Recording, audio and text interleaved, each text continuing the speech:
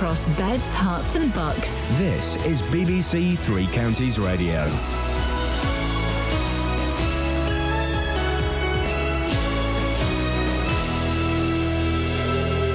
It's 6 o'clock, I'm Barry Caffrey. The headlines: Hertfordshire woman angry over family grave works, Queen to open new parliament, and temporary arrivals hall opens at Luton Airport. BBC Three Counties Radio. A woman from Hertfordshire says she's appalled after finding an Italian tomb built over her great-grandparents' grave. Denise Hutchins' ancestors were buried in a common grave at Hoddesdon Cemetery, and she had planted a cross a few years ago to mark the spot. Ben Nye reports. The 63-year-old says she visits the graves frequently, and she was horrified to discover that a mausoleum was being built over the site. Broxbourne Borough Council says it's a common grave, which means it's owned by the council and the family have no exclusive right to it. They say it's normal practice to allow markers and crosses on common graves, but only until they need to be removed. The Queen will open a new session of Parliament later this morning, outlining the Conservatives' legislative programme for the coming year. The speech will include details of a referendum on staying in or leaving the European Union, but controversial plans to replace the Human Rights Act have been delayed. The Conservative MP, Crispin Blunt, denied David Cameron was doing a U-turn. All you've got is a sensible appreciation of the ground the government's got to cover, both in the House of Commons and in the House of Lords, and there's obviously a big lobby outside around the convention, wholly understandably. It's an extremely important international instrument, and it's very sensible that the government should proceed with care. A specialist dog is being used today to try and find an 83-year-old man with dementia who went missing from Weath Hampstead nearly a week ago. James Lomax was last seen leaving his home in Manor Road at about 10 to 5 last Thursday afternoon. Detective Superintendent Shirley Sargent says they will carry out another search today. From that time we will review, and the search may be scaled down unless further information comes to light. But we are very much dependent on the public for information. Passengers landing at Luton Airport today will use a new temporary arrivals hall. It's been opened to allow the redevelopment of the main terminal. The airport is investing £100 million to increase passenger capacity over the next decade, from 12 to 18 million a year. The owners of a set of misspelt advertising flags in Houghton Regis say they're aware of the issue and it is being dealt with. Pictures of the Bedford Square banner flags, which have the letter A ahead of the letter U in the word square, have gone viral on social media. In the last half hour, it's been reported that Swiss police have arrested a number of senior officials of FIFA, the governing body of world football, on suspicion of corruption. The New York Times says some could face extradition to the United States to face charges connected to the bidding process for hosting World Cup tournaments, marketing and broadcasting deals. FIFA officials have been gathering in Zurich to choose their next president. And the weather, it will be a cloudy, dry day today with some sunny spells and highs of 18 Celsius, 64 in Fahrenheit. Get the latest news and sport online at bbc.co.uk/3 counties. Thank you, Barry. He got Hunt's name wrong, but it could have been so much worse. It could have been so much worse. Hey, coming up on the show today, Kelly Betts is back. Kelly, great to have you back. Thanks, man. And what we're going to do is we are going to kill you live on air. I hope you're okay with that. I brought a bicycle pump. Yeah, good. We're going to inflate her and then batter her to death. Is that all right, Kelly? Yeah, that's fine. Nice work. Across beds, hearts. They never killed a rabbit. They never killed a rabbit. Here's the thing, right? Not with a bicycle pump. What did they inflate it? They inserted That's what I thought at first, but no, they just hammered it over the head. They never killed a rabbit. That was an hilarious stunt. Steve Penk was probably the producer that day. They never killed a rabbit. I tell you what, if they did kill the rabbit, they didn't eat that one because there's no meat on a rabbit anyway. Never mind a tiny baby one. This is the Dutch radio presenters Danish. good. Now I'm glad you said that because I always get the two mixed up. Yeah, I can understand that. Dutch and Danes. Words. So they're Danish. Yeah. Like a pastry. Yes. Do the Danish pastries really come from the Danes? I'm going to say no, Greg's. That is nuts, isn't it? Surely you can't call them Danish anymore. Like, you can't call Kendal mint cake unless it's from Kendal mint cake. Yeah, important. So these Dutch radio presenters... no thanks, I'm full.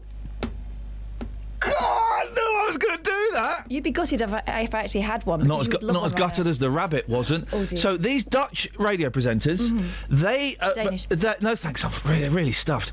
They claim that they killed a rabbit live on air by battering it to death. And it's in all the papers. The whole world has gone, this is disgusting. I tell you, yeah, it is disgusting. It's disgusting that there are radio presenters still so lazy that they would pretend, because that's what they did, guys, to kill a rabbit on the air. They pretended. They would have got a pump, a cushion, and a squeaky toy. Well, it would explain why they went into such detail. Apparently, they were saying, "Oh, it's twitching," and it was so they were painting pictures, weren't they, with their words? With their mouths. I'm going to kill a rabbit. No, this is no real rabbit is being damaged at this point. Kelly, I'm afraid due to our lack of sound effects, you're. Shall I do the squeak? Oh no! Hang on a minute. I think I can make this work. Hang on one second. Hang on a second. Does this? Let me just see if this. Let me just see if this works. Hang on a second. I know which one. Oh, hang on. It's not working. Hang on a minute. Can you not use my child as a sound effect? What about one of yours? Or Locker's going, ooh. Oh yeah. Hang on a second. You missed this yesterday, Kelly. That'd be better. We heard Locker's sex voice. Hang on a minute. Where have I put him? Oh, I've got so many. Oh yeah. Okay. Right. So we're gonna kill her. So I've got a rabbit here. This is it. Theatre of the mind. Right. I've got a rabbit here. Cute, lovely. He's called Alan. It's called Alan the rabbit, and I'm gonna kill him now. He's just. You hold him there, Kath. You got him. You got him. Oh. Where should I hit him, Lockers? There. Lower. There. Lower. There. Yeah, you love that, didn't you, Lockers? You dirty boy. That's what they did! They didn't kill a rabbit! They did not kill a rabbit! It never happened. Now, if someone were to point me to the video footage, which no doubt they would have shot, then I'll stand to be corrected, but there ain't no video footage, because it didn't happen. And it would explain why the animal rights activists stood by there was and then said, I have nothing to say now. Yeah, there was oh, jeez. And everyone has fallen for it! Everyone except... this guy. Not Jackie Wilson, I mean, he's dead, but if Jackie Wilson were alive, he wouldn't have fallen for it. He'd have seen right through those Dutch people. Danish. No thanks, I'm full.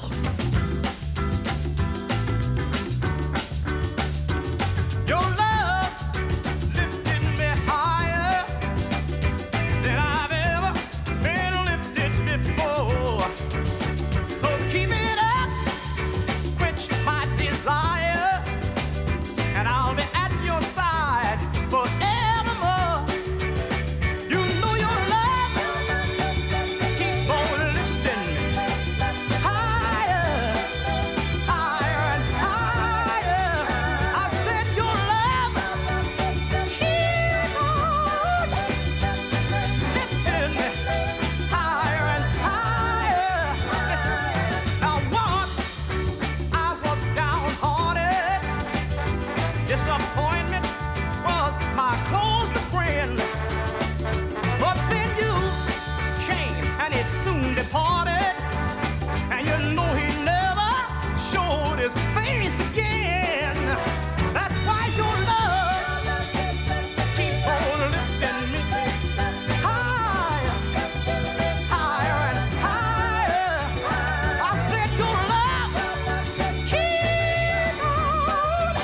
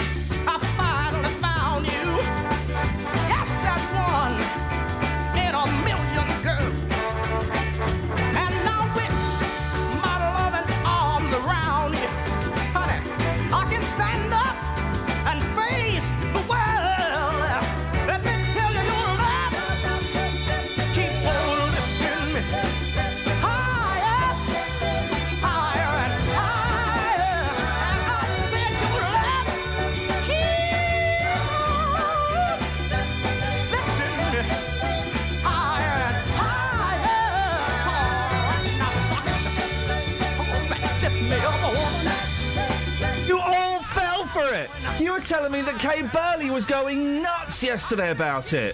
The blue microphone! Oh, for crying out loud, woman! Oh.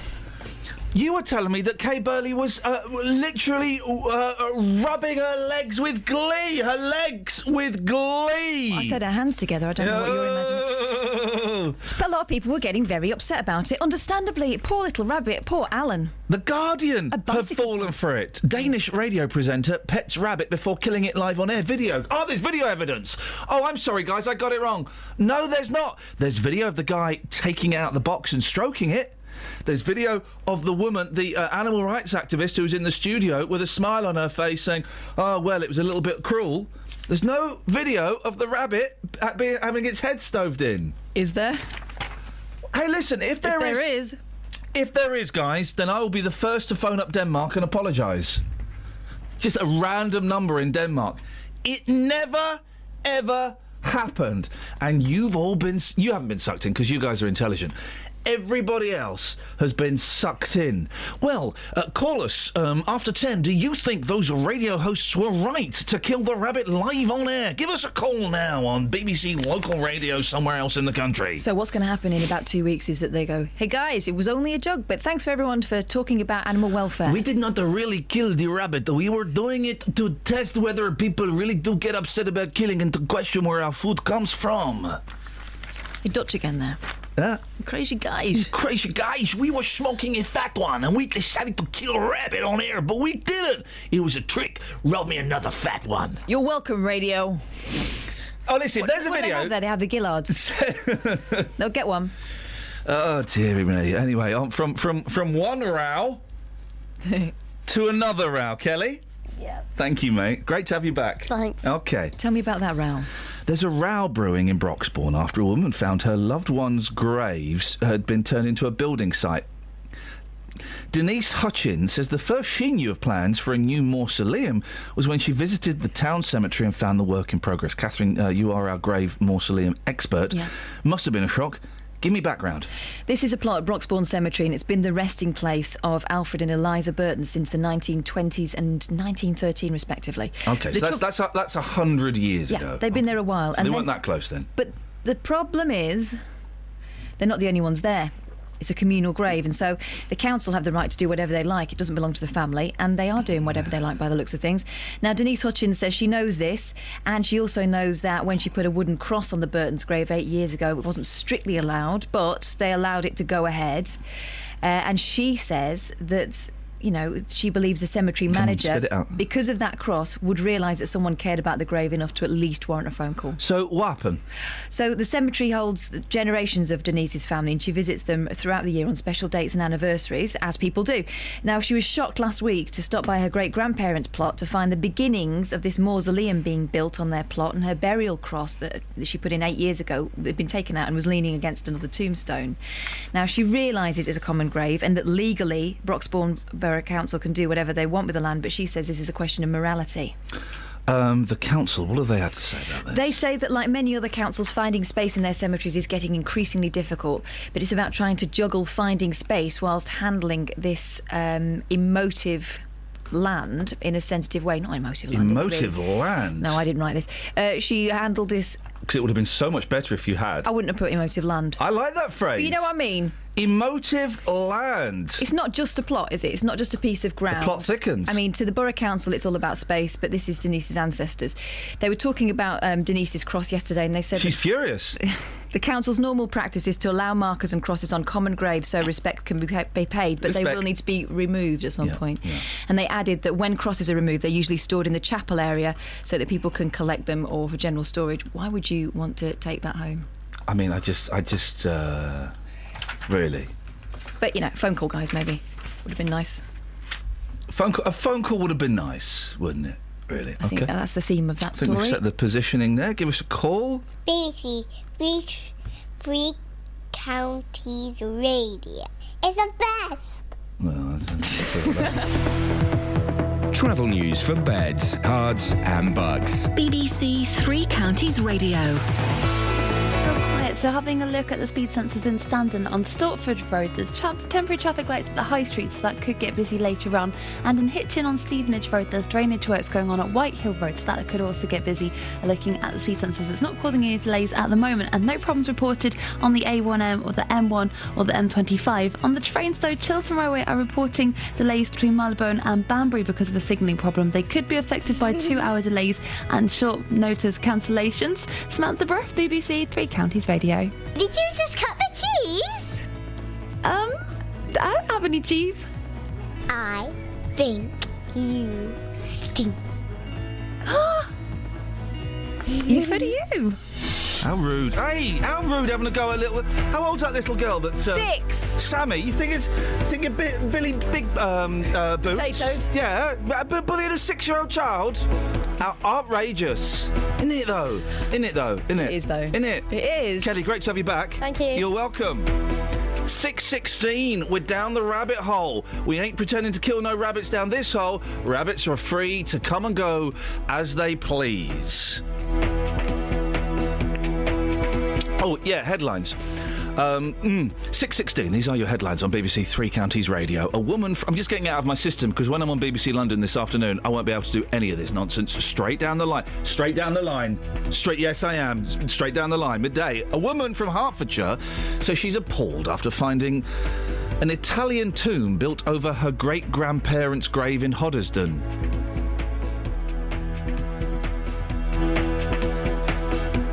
Permission granted. I don't think it's literally for Italians. I think it's Italian style. We can take the Italian bit out. It's just a mausoleum. Those damned Italians coming over it. I may be wrong. But no, these are victims of the famous ice cream wars of the 1970s. No, those Italians coming over here, stealing our grave space with their Italian tombs. I don't think it is, but it might be. So okay, just steady. Got no idea. We're in a very naughty mood this morning, primarily because Kelly's back. Great to have you back, Kelly. You're welcome. Thank you. And the Queen's doing something later. Wicked. Three Counties Radio. We're the BBC. I'm sorry, guys. 08459 455 555. What was the phrase that offended you? Emotive land. Emotive land. Right. No, and I think that's genuinely a beautiful phrase. There is much land that is... It means nothing. Oh, no. Flanders Fields? That's not emotive land? It's the emotion that you attach to it, the land in itself. No! All right, guys, down the rabbit hole until 7 o'clock, emotive land. Dealey, take this to the streets. What land is emotive for you? 08459 455 555. I can think of plenty of emotive land. Go on. One example. Holland or Denmark? All right, then. Do you want to do this on air? Because I'm about to pwn you. And you can't come back against this. You ready, Just? Why are you going to turn my mic off? Go on. No, I'm not going to turn your mic off. I'm going to pwn you, and you're going to go, oh. You're about to hear you go, oh. Okay? Ask me the question. Emotive land. Yeah. What's yours? The spot just west of Edinburgh where my dad's ashes are buried. Very emotive land. You buried your dad's ashes? Yeah, I know. No, it's not. That's not uncommon. I've done that. Yeah, that's not his dad. That's called is that interning them? Yes. Interring. Inter it, is it? Oh, yeah, not interning. I thought we got a turn each. That's giving them a job. I went to Edinburgh earlier in the year. I think it was this year. Maybe anyway. To get rid of my dad's ashes. Right. I thought we were going to scatter them, and I was all set to scatter them, and then we buried them, and I had to pretend I knew that's what we were going to do all along. So that's emotive land, Justin, isn't it? Oh wow, that's getting deep. Well, it really wasn't that deep. And my nan and granddad are buried there illegally. Really? Yeah, because you can only have a certain amount of things there, like jars with the bits in of the dead person that you loved. And like all the Rugvies are kind of, their ashes are buried there. But the council, when my nan and granddad were going to be buried, they said, oh no, you can't, you've not got permission to do it. So they're like, oh, all right, fair enough. My family are dead common, right? And they're from South London. So they buried, I think they buried my granddad's ashes there. But they weren't allowed to bury my nan's, and so the guy from the council, they watch you bury the ashes and stuff, and then they kind of cover it up. And my family, they went to leave, and then when they saw the council had gone, they went back and they dug it up again very quickly, and they put Nanny Peg's ashes in there. I know I often say I don't want your life story, but that's actually a very good one. In it, though. Yeah, I like it. In it. Good. So, emotive land, 08459 455 555. It happened. It happened. There is emotive... You must know emotive land, Justin. Emotive land for me, again, it's probably going to be quite deep. It's where my grandparents are buried, at a church in Hemel Hempstead. Nice bit of land there. Beautiful. That land to me is special. It's emotive. Can I ask a question of Kelly? Yes. Kelly, where's your nan? She's several places. Hey. One... I took her out in envelopes. Yeah, in money bags and cigarette boxes. And she's partly sprinkled in a chip shop in Wales. All right, this is the phone-in. There are 2 phone-ins. In the chip shop? Yeah, they don't know. In like an ashtray. They trickled her all over the shop. Here we go, 2 phone-ins, right, Justin? You take your pick. Right, you take your pick. Emotive land. Yep. Or where's your nan? 08459 455 555. Where's your nan? Just remind us, Kelly, where's your nan? Chip shop in Wales. OK. Mine's in Southport. She's alive. I made myself laugh. She also is inside me somehow because when we threw her ashes, I swallowed a load. Oh no! It's not a clean process, is it? Have you ever seen it? When we blowback. My granddad went first, and my other grandma died, right? And they wanted to be sprinkled together. So we had to wait. And then we had this moment where we went on the Garden of Rest, and it was like they give you that sort of shake and vac thing. Have you seen that? Yeah. And it takes ages, and everyone sort of. Hurry up, Nan. Yeah, and then we released some balloons, so effectively litter. 08459 455 555. Emotive land and where's your nan? Justin, can you get anything from those? Of course I can. Beautiful. Yes, absolutely. Let's do this thing about idiots, and then I want to play a 7-minute song. Yes. Right, Justin, simple question. Spell the word square to me. SQUARE. Yeah. It's simple. Even I know that. Sounds easy, doesn't it? It does, yes. But apparently, if you're a professional flag maker, I love this story, it's not that simple. And if you're someone who's got to check the flags that you've ordered, it's not that simple. What about the guy that put it up? Surely he looked at it. You would think so, but I bet everyone's going, oh, it's not my job, Gov. A set of banners flying proudly from the new Bedford Square development in Houghton Regis. Oh, they've been put up by numpties. Justin, tell me about these flags, please. 6 little beauties in Bedford Square in Houghton Regis. Now, we initially thought, well, obviously we thought, what plum's done this? But we started looking into it and we thought it must be the town council. But they were keen to stress to us yesterday, hey, this has got absolutely nothing to do with us. And they pointed us in the direction of the owner of the shopping area. That is Martin Slow Estate. Now, although we've only been able to leave messages, they did tell the BBC yesterday that they were aware of these 6 flags being spelt incorrectly and it's being dealt with. I mean, beyond that, we couldn't confirm much else really, including if they were the freeholders or not. They've spelt square wrong. How have they spelt it? SQAURE. And these are massive. They're not just like little... These are massive banners, aren't they? Huge, great big banners. You can see the picture on our Facebook and Twitter as well. 6 of them, 6 massive, great big flags. Selling Bedford Square, but sadly it's been spelt incorrectly. And the thing is, right, it's okay, you could say, oh, it's a little bit of nonsense. How many of these flags? Are there 3 of them? 6. 6, right? I'm not being funny, but this is actually massive, right? This is a huge thing because if people are putting up 6 massive flags and the guy that spelt it has spelt it wrong, the guy that checked it has checked it wrong, the woman that put it up has got it, all of these people have got it. This is broken Britain. This is why kids are smoking crack and drinking booze and bunking off school. This is why there's unemployment. This is because people can't be bothered to get the basics right. Well, apparently the flags were put up as part of a rebrand, which has clearly gone wrong.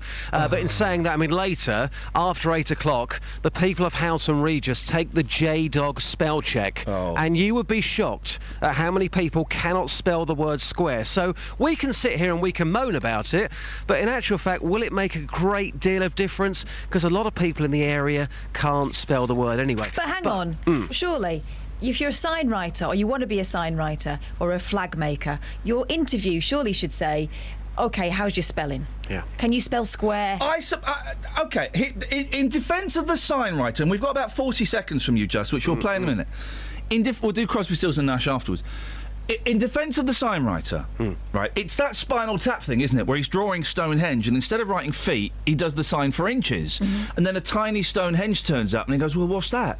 That's what you asked for, 12 inches. No, I meant 12 feet. So they just do what they're told. They just do, the sign writer is commissioned to do what they are told. And if someone said, right, we want 6 flags, we want them looking like this, and if you can just put Bedford Square, and they write that down, they've done their job. It's about pride in your work. I bet Scott, if someone asks him for a T-shirt, a hilarious T-shirt, he will make sure the spelling's right, even if their spelling's wrong. No, fair play. I got him to print up, to design some business cards for me, and I gave him a wrong spelling on there, and he spelt it as I told him to spell it, because that's his job. Yeah. That's his job. Who are you to question? If somebody says, I want 6 flags, there you go, there's $2,000 for 6 flags. Who are you to question? You are a native English speaker. And a professional. Well, come on, though. I mean, sometimes... if somebody gives you the money and they say, this is what I want, well, you're providing a service by giving that person what they want. I wouldn't want my name on it. No. Justin, you did take this. I've got 40 seconds here. What is this? Well, later, people take the spell check, but it's kind of a 50-50 split, because when I was there yesterday, people saw a man with a BBC badge, with a microphone, and they came up to me saying, are you talking about the flag? Some people were outraged. Here's what they had to say. Very embarrassing. Madam Lovely Scooter, what do you think about these signs? Disgusting. Somebody can't spell, perhaps they've only just gone to school. Thank you very much. Go on, I'll let you whiz off. That's Houghton all over for you, to be honest. Nothing more to add? No. It's just... What do you think about those flags? Disgusting. Absolutely disgusting. I'd tell them to go back to school. What about this for a punishment? The flags come down, and the person who's made that mistake, you wrap them in the flag, and you make them walk around Houghton Regis for 7 days. Oh, definitely, yes. Typical for this area. Not shocked, actually. Well, Dave from Luton's on the line. Dave, what do you think? Oh, I think it's disgusting. And I agree with you, Dave. Thanks for calling. It is, it's a silly little thing, but it's these silly little things. It's important. It's an embarrassment for the area. Of course it's embarrassing, because this was meant to be a big rebrand. Tesco, when they closed, they took down their advertising flag, so it was something new going up, something to promote Houghton Regis, and they can't even spell the word square correctly. Dealey, listen, we'll speak a bit later on. If you can get Emotive Land or Where's Your Gran, I'll let you pick and choose. We'll speak to you before 7. Yeah, no problem. Cheers, my dears. Cheers. Disgusting. Hell mess. Lady Madonna, children at your feet. Wonder how you manage to make ends meet. Who finds the money when you pay the rent? Did you think that money was heaven sent? Friday night arrives without a suitcase. Sunday morning creeping like a nun. Monday's child has learned to tie his bootlace. See how they run. Lady Madonna, baby at your breast, wonders how you manage to feed the rest.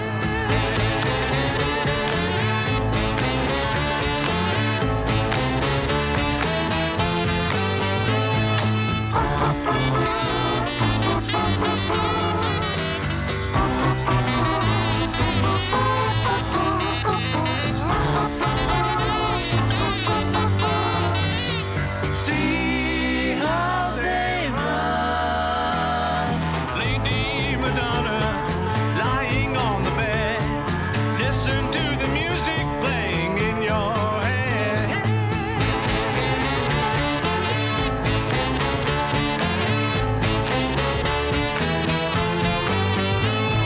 Tuesday afternoon is never ending.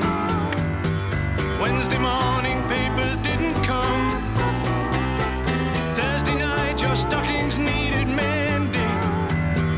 See how they run. Lady Madonna, children at your feet. Wonder how you manage to make ends meet.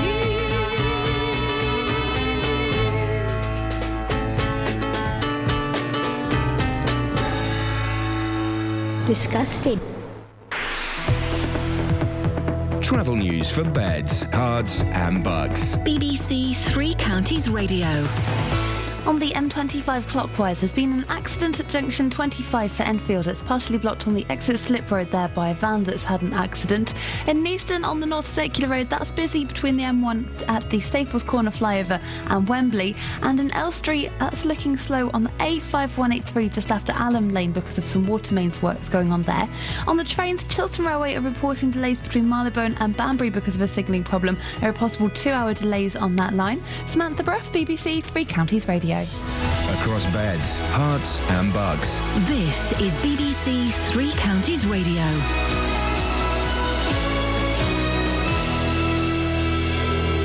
It's 6:30 with the headlines. I'm Barry Caffrey. A woman from Hertfordshire says she's appalled after finding a tomb built over her great-grandparents' grave. Denise Hutchins' ancestors were buried in a common grave at Hoddesdon Cemetery, and she had planted a cross a few years ago to mark the spot. Broxburn Borough Council says it's a common grave, which means it's owned by the council and the family have no exclusive right to it. The new session of Parliament will officially open today with the Queen giving a speech setting out the government's plans. David Cameron appears to have delayed one of his key election promises, bringing in a British Bill of Rights to replace the Human Rights Act. Chiltern Railways are not running services through Buckinghamshire this morning because of signalling problems. All services between Banbury and London Marylebone and Aylesbury and Marylebone have been cancelled. Plans to send migrants arriving in southern Europe to other countries across the EU are to be set out. The European Commission's proposals are in response to rising numbers crossing the Mediterranean from the Middle East and North Africa. Britain plans to opt out. The owners of a set of misspelt advertising flags in Houghton Regis say they're aware of the issue and it's being dealt with. Pictures of the Bedford Square banner flags, which have the letter A ahead of the letter U in the word square, have gone viral on social media. And the weather forecast: dry and fine today with some sunny spells and highs of 18 Celsius. Three Counties Sports. BBC Three Counties Radio. Reports suggest an operation is underway at a Swiss hotel to arrest several top FIFA officials on corruption charges. It's taking place at the location of their annual meeting. It's thought the suspects are facing extradition to the United States of America. The BBC understands that the US Department of Justice and the FBI is set to hold a press conference in Brooklyn, New York this afternoon. Meanwhile, the Chief Executive of the Football Association of Ireland, John Delaney, has told the BBC they will vote against Sepp Blatter in Friday's FIFA presidential election. Delaney believes Blatter should step down for the good of the game. We won't be voting for him. The Republic of Ireland vote will be for Prince Ali from Jordan. It's time for Blatter to step down. I think he should do it.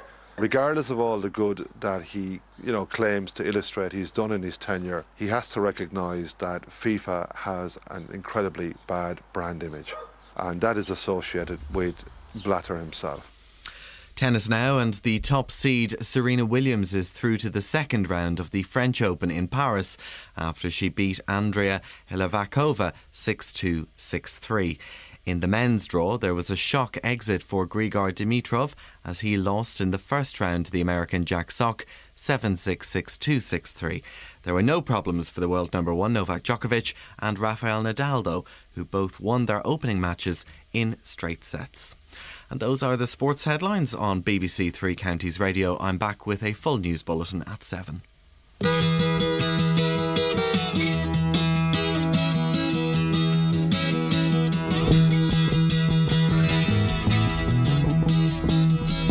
Getting to the point where I'm no fun anymore. I am sorry. Sometimes it hurts so badly I must cry out loud. I am lonely. I am yours. You are mine. You are what you are. You make it hard. Remember what we've said and done and felt about each other. Oh, babe, have mercy. Don't let the past remind us of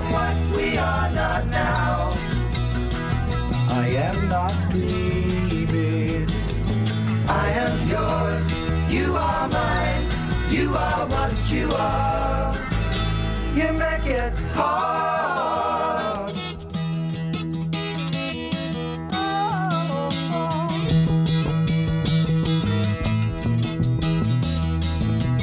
Tearing yourself away from me now. You are free, and I am crying. This does not mean I don't love you. I do. That's forever. Yes, and for always. I am yours. You are mine. You are what you are. You make it hard. Something inside is telling me that I've got your secret. Are you still listening? Here is the lock and laughter, the key to your heart. And I love you. I am yours. You are mine. You are what you are. You make it hard. And you make it hard. And you make it hard. And you make it hard.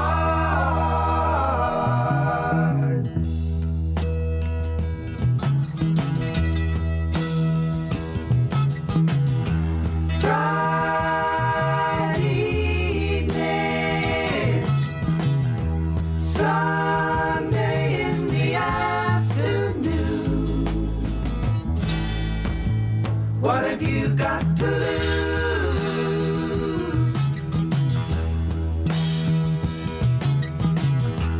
Tuesday morning, please be gone. I'm tired of you. What have you got to lose?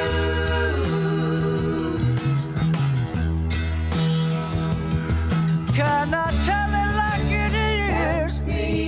Listen to me, baby. It's my heart that's a song, it's a die, and that's what I have to do.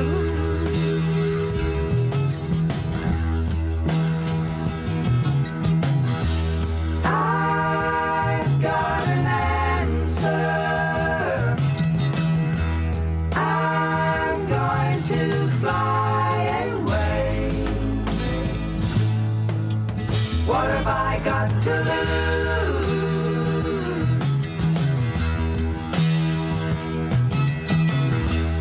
Will you come see me Thursdays and Saturdays? Hey, hey, hey. What have you got to lose?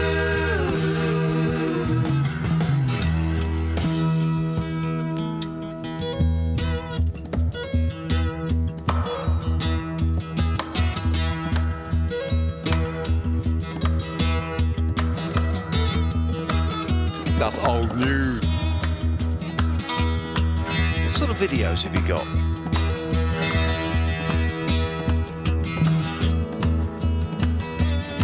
Let's go down the rabbit hole. Here I go. Chestnut brown canary, ruby-throated sparrow, sing the song, don't be long, thrill me to the marrow.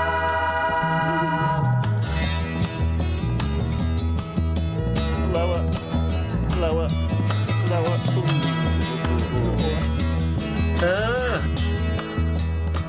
Coleslaw, potato salad. Voices of the angel ring around the moonlight, asking me, say she's so free, how can you catch the sparrow?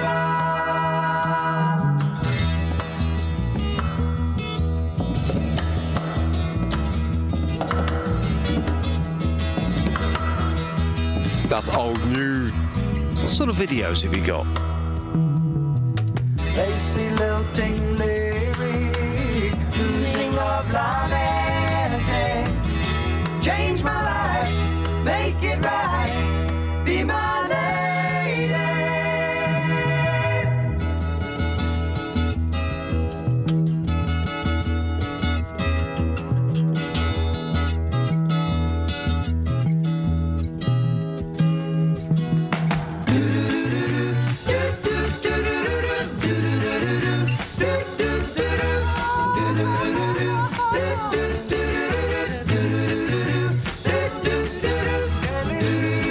They actually drove across the green when the kids were coming back from school and nearly knocked women over with toddlers, and it got that bad. My husband went after them on his own motorbike and pulled them off. That's old news.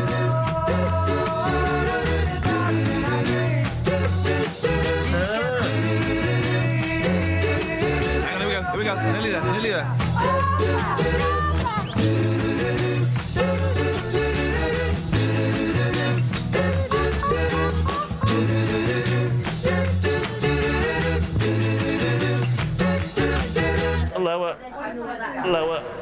Lower. Ooh, fish fingers. Oh, you missed all that, Kelly. You take time off, you miss all that. I don't even want to know what it is. You don't. Imagine it. No. Imagine something worse. No. Imagine something even worse than that. That's what they were doing. Great to have you back. It's crazy. What did you say? It's crazy. What did you say before that? Oh, gosh. Play it back. Play it back. Wowzers. Yeah, it didn't sound like Didn't gosh, sound like it, did it? No. Didn't sound like it. Play it back, Kelly. Unbelievable. Not so good to have you back. Potty mouth. What have you got in the papers? It's quite a popular brand in India. Sorry. Oh, this is good. Yeah, go on. Hitler ice cream. Hey! Page 32 of the Daily Mail. Beautiful. I don't know why they've stashed it away here. There needs to be more pictures of this. Unlikely to go down terribly well with any German or Jewish visitors to the country. Lack of knowledge about the Holocaust means it's not the first time the Nazi leader's name or image, I mean, they even use his face, has been used as a brand in India. However, the appearance of the ice cream cones has triggered an internet campaign in Germany to try to get the tasteless and macabre brand withdrawn. Actually, it's got his picture on it. Have you seen? Yeah, it's Hitler ice cream. Get over yourself, Germany. It's in India. They don't give a stuff about what you think. They don't respect your sensibilities. They don't care. They don't care. Anonymous, no, Shafia says on the text 81333, start your text 3CR. The sign writer and checker are both Polish. Do you know that for sure, Shafia? I've had the experience of asking... Here we go, look. Here we go. I've had the experience of asking in writing for the middle feature page of my charity event programme to read Making a Difference. I got all 500 programmes on the day before the event with Making a Difference. I had no choice but to hand them out as was is. Why did you want Mekong? A text 5 minutes later. Sorry, should have been written Making and not Mekong. So they got it wrong in the text. Oh, it's your fault. That's how easy it is to be an idiot. Did you hear it back, Kelly? Yep. Yep. Do you want to apologise to the boys and girls? I did not say what you think I said. But you thought you said it? No, I didn't. So you must have. If you thought you said it, you must have. What? It sounded like you said it. You're going to apologise to the boys and girls? I apologise to the... Thank you very much. She only said gosh. Play it back. This time she only said gosh. Play back. Anything else in the papers? Yeah, there's some various other things, which I'll tell you about. Where's your nan? 08459 455 555. An emotive land. Emotive land. My old school's emotive land. My old school would make me cry. My at Monksfield Way in Slough, where I lived until the age of 11, the land is not emotive. intrinsically emotive. Do you know what you are? A pedant. And Can you hear right. that? Can you hear that? Do it faster. There, you can hear that. That's what she is. You've done that before. Yeah. No, practice. Plenty of practice. About 35 years of practice. Must be tired. Never. Sun page 35, right? Here's a woman living in denial. Go on. The Sun page... I ain't got it. I don't got it. You've nicked all the papers. No, I haven't. I've only got the Mail and the Express at this point. The Sun page 35. A woman living in denial. How? That's if she fits. Nigerian lover proposed after 6 months, then said he only wed me for visa. Well, Dina. You know, I know that Nigerians like big butts and they cannot lie, but even they would have trouble with that. She might be charming. When Dina Charles walked down the aisle, she could not wait to spend the rest of her life with the man she loved. But just half an hour after the pair exchanged their vows, she discovered her Nigerian groom had been texting another woman. I'm texting another woman. Dina, I do not love you, Dina. I love another woman. I'm here for my visa, Dina. I'm here for my dinner, Dina. Can you stop doing the voice? Is that bad? Yeah. And Dina was left further humiliated when hubby, Ben Moore, admitted he'd only married her for a visa. Ben Moore? I know Ben Moore. Ben Moore. Oh, different fella. Dina, 23, says, my whole world came crashing down. Can I do her voice? Yeah, you can do it. Racist. My whole world came crashing down when I found out my marriage was a fake. I love Ben with all my heart, and there's plenty of it. There'd have to be. We'd made loads of plans for the future, and he seemed desperate to start a family. I want to start a family with you, Dina. Stop it. She was instantly attracted to his looks when they met online, and was hooked after he struck up a flirty conversation. The thing is, right, a lot of these women that marry Nigerians, a lot of these people that are exploited for visas, right, they are permission to speak freely without any accents. Okay. They're deeply unattractive. And they've never experienced people showing them love and affection. So someone shows them love and affection, they get sucked in. Your first love, you thought, that's it, I'm going to be with this person forever. No, I didn't. I hated his guts to start with. Well, your heart is colder than that of Olaf's, but the first love, generally, we think this is it, this is going to be it forever. And this is their first love. This is their first... And someone showing them a kindness and affection and... You know, and they think, oh, this is it, and it's not. They're vulnerable. Anyone who is willing to throw their life up in the air for the sake of someone that they've known for 6 months, they are desperate for some sort of change, aren't they? I couldn't imagine being so... and that, Kelly, yes. We started chatting and he explained he'd come to the UK from Nigeria to study for a business degree. She met him in London for a day of sightseeing. Ben took me to see Big Ben. Did he know? On the first date? Cheeky!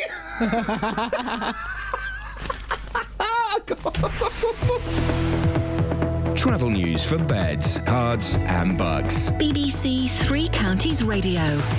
Starting with the trains, there are some major delays. Chiltern Railway have a 2-hour delay on services between Marylebone and Banbury. All the trains are cancelled at least until 8 o'clock this morning. On the M25 clockwise, the entry slip road at junction 25 for Enfield is partially blocked by an accident involving a van. Also slow on the M25 anti-clockwise between junction 21 for the M1 and 19 for Watford. And in Bournemouth on the A1, there are queues southbound between the Holiday Inn and Barnet Lane at Stirling Corner. It's also busy on the A1 Watford Way southbound at Mill Hill from the Apex Corner towards Mill Hill Circus. Samantha Breff, BBC Three Counties Radio. Sammy, thank you. We're getting some great tweets on Where's Your Nan. Some of you not quite got it. Well, 08459 455 555. Where's your nan? Big Ben, I mean, really, that's... The first date as well. That's outrageous. That's outrageous. Will she ever learn? Well, did the bell chime? That's the question. Bong. Doesn't mention that. 6:48. It's Wednesday, the 27th of May. I'm in Lee. These are your headlines on BBC Three Counties Radio. Great to have you back, Kelly. Thanks. You're welcome. A woman, maybe you should consider having some time off. I'm always considering having time off. A woman from Hertfordshire says she's appalled after finding a mausoleum built over her great-grandparents' grave. The council says as it's common grave, she's got no right to it. And a number of senior officials from football's world governing body FIFA are reported to have been arrested on suspicion of corruption. FIFA corrupt! I'll not have a word of it! Beds, hearts and bucks weather. BBC Three Counties Radio. Hello there, very good morning to you. It's Sarah Thornton here with your weather, and it's a chilly start this morning. We've seen temperatures well down into single figures as we're expecting through the night, as low as 4 degrees, but lots of sunshine out there right now. Looking at a dry day with sunshine for the first half of the day, although we'll see an increasing cloud through this afternoon, and that cloud is a weak weather front moving towards us. It might just give us a little bit of light and patchy rain through this evening. Before that, top temperature of 18 Celsius, 64 in Fahrenheit. That light and patchy rain rain clearing away certainly by breakfast tomorrow morning. It'll be fairly breezy in its wake though, but a bright start tomorrow. Lots of sunshine in the afternoon. A little bit cooler than today, but bright and breezy at 16, perhaps 15 degrees in some spots. Friday morning we start with quite a lot of heavy rain around. Some hail and thunder mixed in with the showers that will follow on later in the day. And then Saturday, the driest day of the weekend, looks pretty nice actually, if rather cool for the time of year at 14 degrees and still fairly windy. But Sunday we'll see some rain. Thank you, Sarah. So we're asking, Emotive Land, where's your nan? And have you ever been taken to see Big Ben on a first date?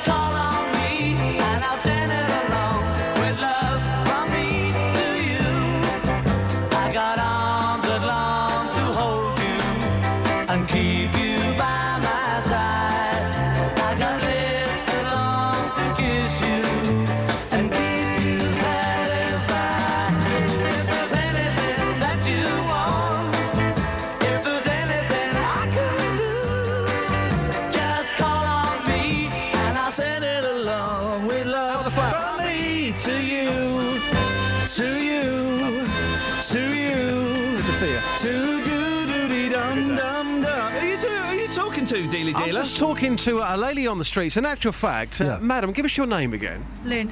Lynn, we gave you those flowers a couple of weeks ago, didn't we? Because you deserve them. So tell us how that improved your life for that week. Well, it cheered everyone up in the office. Yeah. And, it's really nice. Nice to see them on the desk. You're still smiling now, aren't you? Always smiling. Have a good day. Take care. Oh, isn't that there nice? You go. There you go, boss. Justin's a romantic soul. Can I ask him the question? Yeah, sure. Would you show a girl Big Ben on the first date? Would I? No, I probably wouldn't, actually. You'd save that? Yeah, I would save that probably for a... What about the London Eye? The London Eye? No, again, I wouldn't do. I think it's too big for the first date. I think you need to start small and then get big. So where would you start? I'll probably... Do you know what? First dates for me... Yeah. I'm going to give love advice right now. Okay, and as you know, I'm never wrong. Well... If you're going on a first date, this is the best thing to do, guys. Yes. Go to the cinema. And I'll tell you why, because you can be around each other. It's the worst. You don't have to talk. Hang on. You can feel the vibe, you can feel the aura, and you don't have to have those uncomfortable moments. And then date number 2, that's when you go to a restaurant. That's when you might go and see something We've big. got another love expert. Hang on one second. I think that is a ridiculous idea. Yeah, I think it's a ridiculous idea. That's a great idea. It's a ridiculous idea. Do the popcorn trick, like you didn't do the popcorn trick when we went to McCartney. You did the hot dog trick. Yeah. What about a foot long? A foot long? The cinema, yeah. I think it's a little bit forward, isn't it? I think it is. I think it is kind of suggesting something if you have a foot long. Good. I'm glad we cleared that off. There's nothing like a good dong on a first date. What, the Big Ben one? Big Ben, yeah. There's nothing like it. There's nothing like it. We're asking, where's your nan? Kelly, where's your nan? Part of her is in my lungs. Beautiful. Backfired. Yeah. And some is in backfired. A chip shop in Wales. We've been asking this. Where's your nan? But some of you haven't got this. Bob says dead. Yeah, but where? Marion says 2 in the cemetery, 1 with Grandad, 2 double plot. Oh, cheeky. Canvey Island, says Brad. David says pushing up daisies, but she had a great time getting there. And then David's posted a picture of his delightful nan. She looks terrified in that picture. She doesn't look like she's having a good time at that particular moment. It looks like, if you had a mask on, it looked like she'd be next to Jihadi John. She looks absolutely petrified in that picture, David. Honestly. Justin, what have you taken to the streets for us? Well, you wanted Emotive Land, and also Where's Your Nan? Where's Your Nan? That was a tough call first thing in the morning, that one was. But I've done both for you. Here's what the streets had to say. Where's your Emotive Land, madam? Batford Springs. Batford Springs. Why Batford Springs? Why is that Emotive Land for you? It's beautiful, it's down, there's water, there's the river there, there's green meadows, it's lovely. And the other question they're asking this morning is, where is your nan? My nan? Watford, down at Watford Crematorium. Where is your nan? The ashes ended up in the sea. Where's your nan? In the cemetery up Stopsley. In the cemetery. Or actually it's Fiscard up there. My nan's in Milton Keynes, I think, somewhere. Is she? I think she's in Milton Keynes, yes. The new city? No, listen, it's Luton Airport and it's Milton Keynes, the town. Reminder. Oh, yeah, flipping out. We're talking about bad signs, Justin. Bad signs. Bedford Square. And now, everyone kept saying, because now that Junction 10 is almost done, boy, it's a joy. Now they've raised that limit up to 50 miles an hour, I feel so much more comfortable. Mm-hmm. And everyone said, have you seen the new Welcome to Luton sign? It's pathetic. I was going, no, I've not seen it. They're going to have, you can't miss it. And I drive in and I couldn't see the new Welcome to Luton sign. Well, I saw it the other day and now I can't stop seeing it. As you drive in on Junction 10, on the left-hand side, there's a massive mound of earth. And it says, welcome to Luton. But the M is wonky. Wobbly M. The M is wobbly. And I thought, oh, well, this is obviously a temporary thing. I thought maybe it was like they had plants there and it would grow into beautiful flowers. I think it's concrete, isn't it? It's tarmac. Yeah. It's tarmacked and painted over. Do you know why it's over to one side slightly? Why? Advertising. They're going to put advertising there. Oh, flipping it. But they're going to plant trees around it so it'll look a bit less like a road. The welcome to Luton sign is an embarrassment, Luton. Yeah. It's an embarrassment to you. You should be thoroughly ashamed of yourself. It's awful. It's rubbish. Welcome to The M is wonky, guys. Get a straight. What is it? Right. This is again. It's honestly, my tongue is not in my cheek when we talk about Bedford Square and. It's these small things that are broken Britain. It's these small. If we let the standards go on signs like that, then who's going to give us stuff about anything? You know what it is? It's a broken window syndrome, right? Once we accept that some windows are broken, they'll all go. Helen Justin, Handcart. Can you take the Welcome to Luton sign to the streets? With absolute pleasure. Because I think it's an embarrassment to the town. I think it is. And you know what? Luton's got so much to offer, so much history. Why not have a giant plane, a bit like Heathrow? Or a big boater. Yeah, a big boater with a hat. You could have the Littlewoods Cup. You could have a statue of Eric Morecambe. So many things that this town is famous for. Or just a straight M. They've just let it go. It's embarrassing for the people. Oh, dearie me. Justin, we'll speak to you later. Take care, boss. Thank you, mate. Cryptic Citizen is... we're asking where's your nan, and they've said morbid thoughts to start the day, :open bracket. Oh, dearie me, get over yourselves. Where's your nan? It's a joyous thought. Where's your nan? Dead or alive? Usually they're in a place that meant something to them. Yeah, it's a joyous thought. You've misunderstood. Kelly's is in a chip shop a bit. There are actually quite a few good things in the story. Very quickly. There's 15 quid to enter a massive crack. I don't like cracks. Oh, I love a good crack, and I don't mind paying for a good crack. Look at this, 15 quid. The dark abyss of Britain's abyss. Abyss. The dark abyss of Britain's deepest. Say it again. The dark abyss. Abyss. Oh, I fancy abyss. The dark abyss of Britain's. And come on, Okay, just go. The dark abyss of Britain's deepest cavern is being opened to the public for a few days, providing they have a head for heights and pay 15 quid for the privilege of being winched hundreds of feet down. The trip into Gaping Gill. Oh. In North Yorkshire, and it's amazing. It's a massive. Well, it's just like it's a huge big crack. It's a massive crack. There's this huge gash in the ground, and you can slip into it. And it looks. You don't like this kind of stuff. I don't like to be enclosed. Very moist. No, I don't like it. It's quite big inside. You say that, but I have to get through that. It's like a joss stick in a cathedral. It's squeezing through. I don't like. All I'm saying is, I'm up for a bit of that.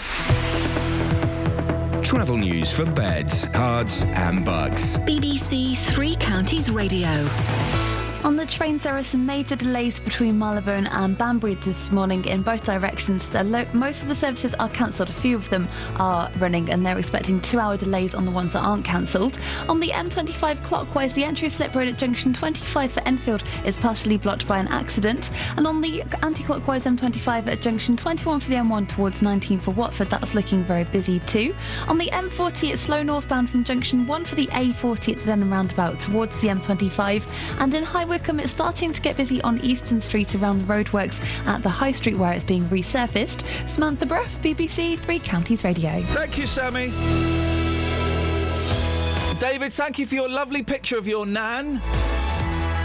We're crawling out of the rabbit hole now, so no more telling us where your nan is. But that welcome to Luton sign, I mean, flippin' heck. Local and vocal across Beds, Herts and Bucks. This is BBC Three Counties Radio.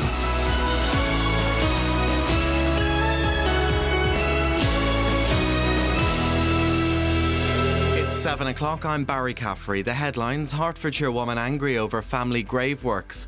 Chiltern services cancelled in Buckinghamshire this morning. And temporary arrivals hall opens at Luton Airport to allow redevelopment. BBC Three Counties Radio. A woman from Hertfordshire says she's appalled after finding an Italian tomb built over her great-grandparents' grave. Denise Hutchins' ancestors were buried in a common grave at Hoddesdon Cemetery, and she had planted a cross a few years ago to mark the spot. More details from Ben Nye. The 63-year-old says she visits the graves frequently, and she was horrified to discover that a mausoleum was being built over the site. Broxbourne Borough Council says it's a common grave, which means it's owned by the council and the family have no exclusive right to it. They say it's normal practice to allow markers and crosses on common graves, but only until they need to be removed. Chiltern Railways are not running services through Buckinghamshire this morning because of signalling problems. All services between Banbury and London Marylebone and Aylesbury and Marylebone have been cancelled. Chiltern Railways tickets will be valid on Virgin Trains, First Great Western, London Midland and London Underground, whilst engineers try and fix the problem. The Swiss authorities have arrested senior officials from football's world governing body FIFA on corruption charges. The FIFA president, Sepp Blatter, is not believed to be among them. It's understood they are to be extradited to the United States to face allegations of misconduct stretching over 2 decades, including in relation to bids for World Cups. For the first time in nearly 20 years, the Queen is to present the programme of a majority Conservative government as she opens a new session of Parliament. Its expected manifesto pledges, such as a freeze on some taxes and greater powers for Holyrood, will be in the Queen's speech. But controversial plans to introduce a British Bill of Rights to replace European human rights laws have been delayed to allow further consultations to take place. A specialist dog is being used today to try and find an 83-year-old man with dementia who went missing from Weath Hampstead nearly a week ago. James Lomax was last seen leaving his home in Manor Road at about 10 to 5 last Thursday afternoon. Detective Superintendent Shirley Sargent from Hertfordshire Police says they will carry out another search today. From that time we will review and the search may be scaled down unless further information comes to light. But we are very much dependent on the public for information. Passengers landing at Luton Airport today will use a new temporary arrivals hall. It's been opened to allow the redevelopment of the main terminal. The airport is investing £100 million to increase passenger capacity over the next decade from 12 to 18 million a year. And the owners of a set of misspelt advertising flags in Houghton Regis say they are aware of the issue and it is being dealt with. Pictures of the Bedford Square banner flags, which have the letter A ahead of the letter U in the word square, have gone viral on social media. The weather forecast: it will be a cloudy, dry day today with some sunny spells, highs of 18 Celsius, 64 in Fahrenheit. Get the latest news online at bbc.co.uk/3 counties. Morning, PPIs. Thank you, Barry. Good to have you with us this morning. More from Barry with the news as the show goes on. Here's an idea, Bedford Square. Take the flags down. Take the flag. You know the flags that are spelt wrong. Take them down. It's not difficult, is it? Yeah, put a post-it on the door. Yeah. Take the flags down, guys. It's an embarrassment. As is the Welcome to Luton sign. They've spent an absolute flipping fortune on Junction 10, right? And it looks great. And it works brilliantly. Oh, it's marvellous. I love it. And then they go and ruin it with a cheap bit of tarmac painted Welcome to Luton. Details, guys. Yeah. Details. Oh, come on. Here we go. Right. You embarrassed by the sign? I think you should be. Okay, it sounds like a trivial thing, but honestly, it's these first impressions. Here's a word for the people who live in Luton. Luton doesn't have a particularly good rap around the rest of the country. I tell people I work in Luton, they say, oh, I'm sorry to hear that. No, I love Luton. I think it's great. Doesn't have a good rap. You could make things a little bit better by having something decent as you come in. What would you put there? What would you put there as people drive into Luton? Steady. Cross beds, hearts and bucks. This is BBC Three Counties Radio. It's a can of worms you just opened. I know, steady. People are going to phone and say, oh, mosque. Put a mosque there. Now, what would you put there to welcome people to Luton? An aeroplane? Just a straight sign, just one that looks nice. The kids love the aeroplane outside Heathrow Airport. Yep. I don't know if it's still there, I think it might have gone. But that, it was a Concorde, wasn't it? It was like a tiny Concorde, wasn't it? Very pointy. Very pointy aeroplane. I don't know what... Well, I think people who live in Luton might be a bit offended if you put an aeroplane, though, because it's not all about the airport. I know for a lot of people it is, coming from outside, but Luton has a rich heritage... Of? Hat making. There's a Greggs. There's a Greggs and there's a Don Miller's. There is a really nice Greggs, actually. It used to be that as you entered Luton, the first sign you'd see was, welcome to Luton, home of the Arndale. Oh. Wow, a proud boast. Gosh. It's just, I just think it's these small things that make a difference. This is why... It's really important that towns spend money on having, like, flowers and stuff in the towns. People say, oh, we'll cut the budgets for get rid of the flowers. No. Those are the things that keep us sane and make us feel alive and human. Otherwise, it's all concrete. That's why Ebenezer Howard came up with the Garden City movement, there you isn't see? It? Because he said if you treat people like caged animals, if you keep them living in slums, they'll behave like animals. So make sure they've got parks to go to, they've got breathing spaces. We're all... If Catherine and I start coughing and sneezing... it's because he had a stick. I've got my rabbit stick, which I used to kill rabbits live on the radio.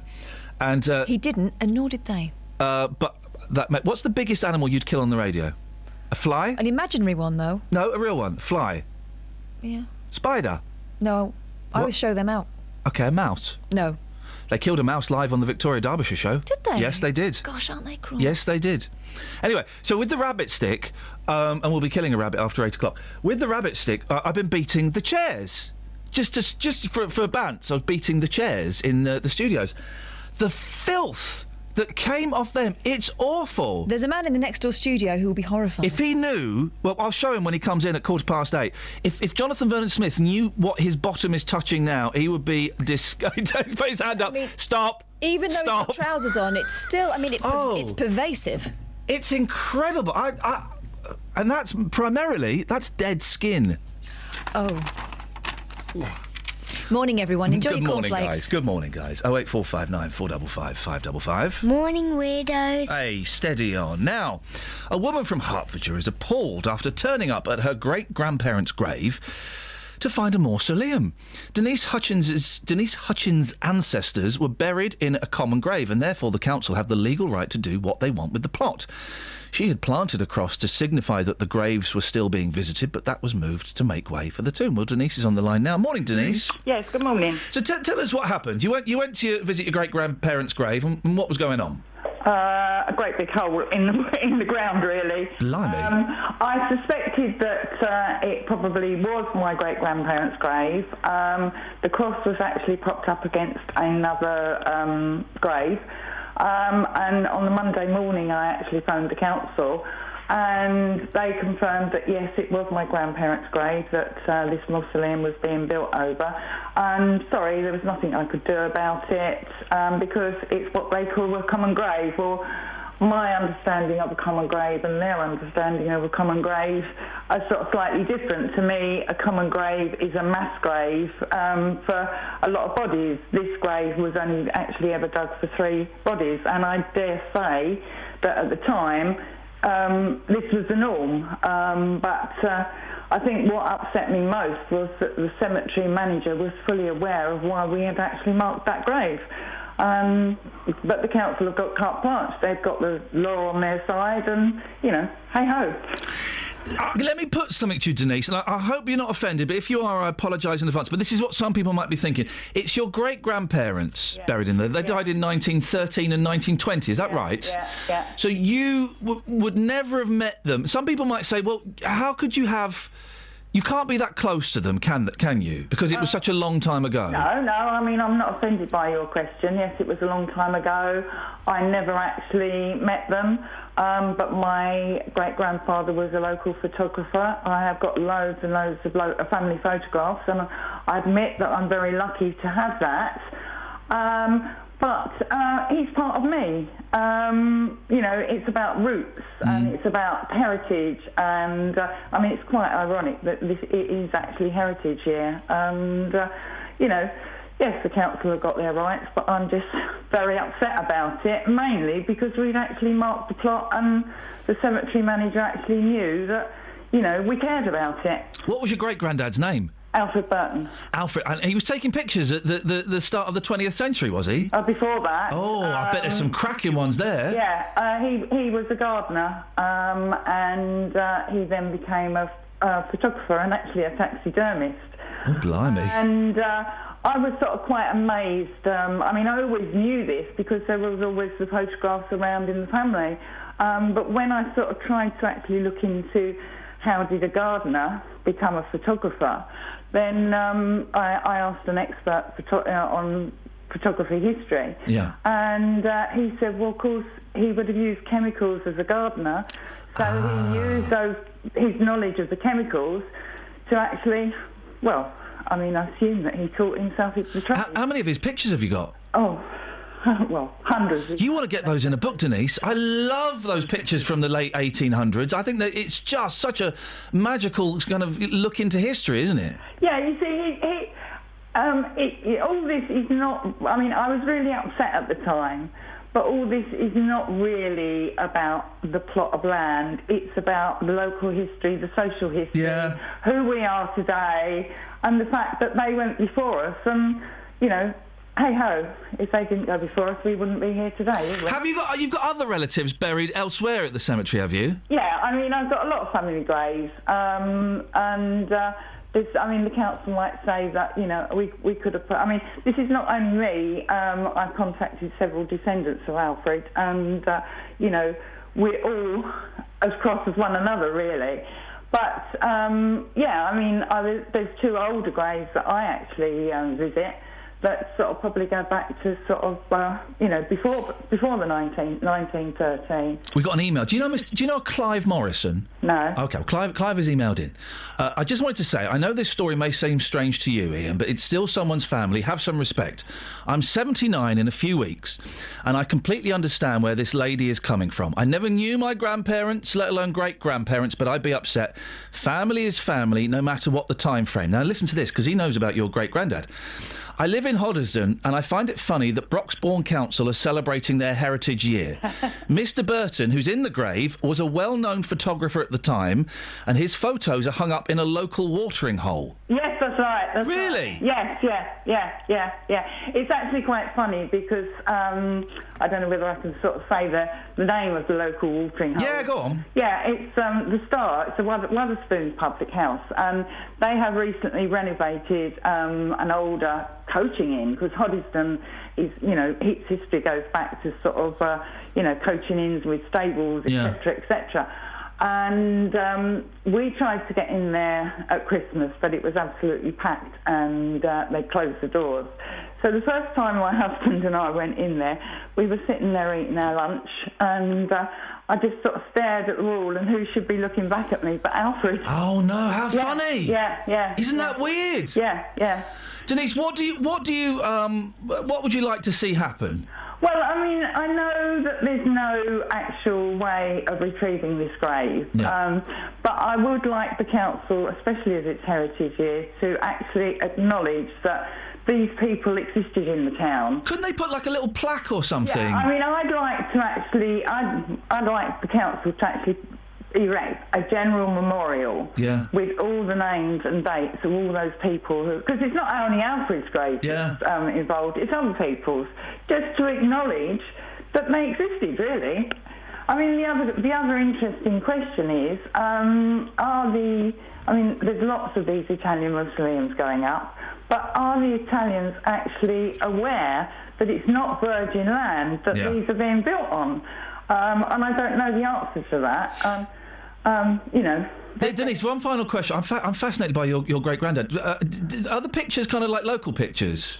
There are some local pictures. A lot of them, he actually had his own studio. Wow. What a character. Yeah, I know. This is my... Can I make... You can see why I'm so proud of him. Can I make a suggestion? And take this up if you want.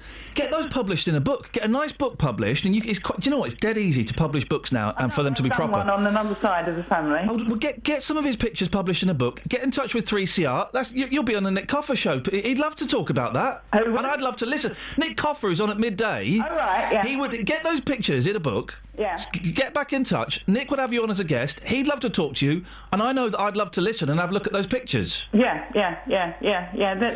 And also be a nice tribute to him, wouldn't it? Yes, it would. I mean, I at one time had them all up on my my stairway. Yeah. Oh, fantastic. And my daughter at the time sort of said, "Oh, why do you want all those pictures of all those dead people on your walls?" So I tried to explain to her why, but she didn't really get it. And then after her granddad died, after my dad died, a few months later, she turned around to me all out of the blue and said, "Mum, I now understand the significance of those pictures that you've got on the walls." You don't get it when you're young, do you? You don't get it when you're young and you haven't lost people. That's right. But Denise, listen, I've got to move on. It's really nice to talk to you. Okay. Thanks for getting in touch. And, just that idea of a book, I know lots of people would like to have a look at that, so just keep it in the back of your head. Yeah, thanks for the exposure as well. Thank you, Denise. It's been unbelievable. Thank you. Thank you, ta-ta. What a nice lady. What a nice lady, and what a fascinating story. And I appreciate your email as well, Clive. Thank you for that. Wasn't she good? She was so good. I love old pictures, and she's right. My dad used to, go to...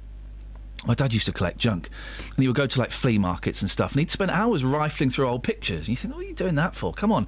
Then as you get older, you go, oh, yeah, actually. They're fantastic. They're fantastic. Denise, I appreciate that. Thank you very much. Travel news for beds, cards and bugs. BBC Three Counties Radio. There are still major problems on trains between Banbury and Marylebone. All their trains are delayed by around 2 hours. There's lots of cancellations too on the line between High Wycombe and Banbury and London Marylebone because of a signalling problem. And on the motorways, the M25 has the entry slip road at junction 25 for Enfield partially blocked by an accident, which is starting to cause some queues. And anti-clockwise on the M25, it's slow from junction 17 for Maple Cross to 16 for the M40. On the M40 is slow northbound from the A40 at the Denham roundabout towards the M25. And in Milton Keynes, looking at the speed sensors through the roadworks at the Kingston roundabout, it's a little bit slow there, being told to expect delays because of those roadworks. Samantha Bruff, BBC Three Counties Radio. Thank you, Sammy. Covered in dust now. You've been what? I've been sneezing my head off. What you just said in my ear. I'm having trouble breathing. 7:17. It's Wednesday, the 27th of May. I'm Iain Lee. These are your headlines on BBC Three Counties Radio. A woman from Hertfordshire says she's appalled after finding a tomb built over her great-grandparents' grave in Hoddesdon. And the Queen will open a new session of Parliament later this morning, outlining the Conservatives' legislative programme for the coming year. BBC Three Counties Radio.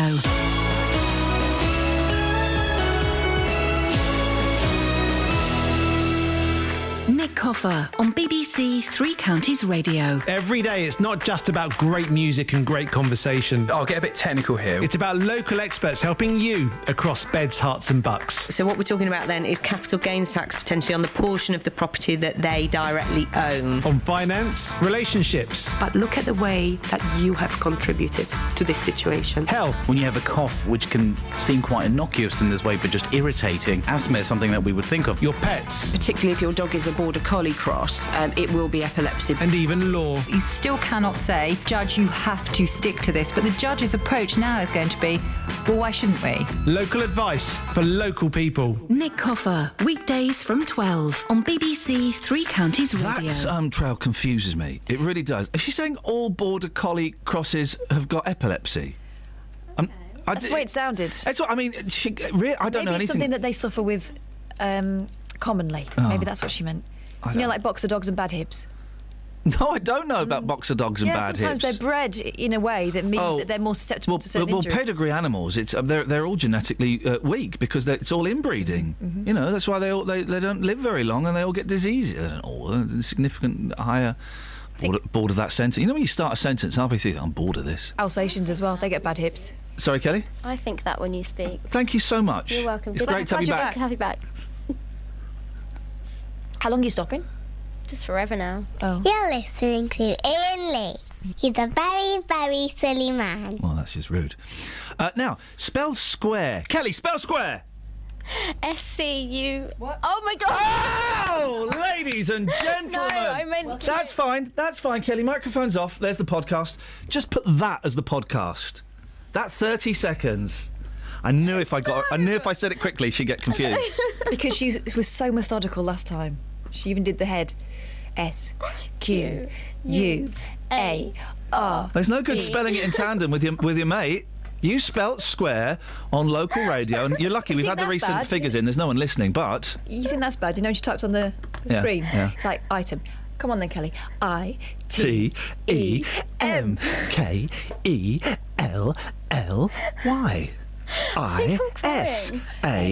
ISANUMPTOY.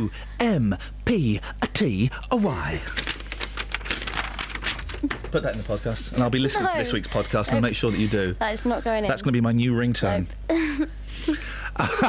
Well, okay, it turns out square is actually quite a tricky word to spell. Well, in Houghton Regis, Bedford Square, okay, 6 big flags have gone up. They're massive ones, and they've spelt square wrong. SQAURE. I'm not going to ask our next guest to spell square. That would be unfair. But Andrew Selous, the MP for South West Bedfordshire, which covers Houghton Regis. Good morning, Andrew. Good morning. I'm sorry you had to listen to that. Turns out your lot might be right about the BBC. But it's, what do you reckon to these signs? Have you seen them? I have seen them, yes. I've seen a photograph of them, and I'd be very grateful if whoever put them up could change them as quickly as possible to the correct spelling. It's embarrassing, isn't it?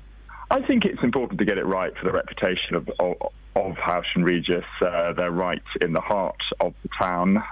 It's obviously a stupid mistake, and I gather no one's taking responsibility for it at the moment, but I think I and everyone locally would be very grateful if they could be changed and put to the correct spelling as quickly as possible. It sounds like it's a flippant story, but I genuinely think that things like this are so important. It's about standards, isn't it? It's about standards. And Houghton Regis is getting loads of press now for all of the wrong reasons. Well, I agree with you on standards, and I think it's often journalists and people like you in the media who really understand the importance of spelling, because it's the currency of your business, isn't it? So people in the media absolutely get it.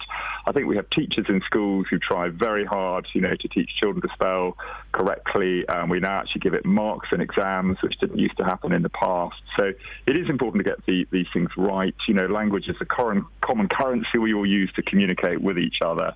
And as I said, I think this was just a silly mistake, and I really would be very grateful if the flags could be changed to the correct spelling as quickly as possible. You sound like a stern teacher, which is I think is the right attitude to take, because it is, surely whoever at some stage, there are so many stages of these flags being ordered, being printed, being received, being put up, that someone should have gone, hang on a second. Hang on, we got a problem. Stop, phone the gaffer.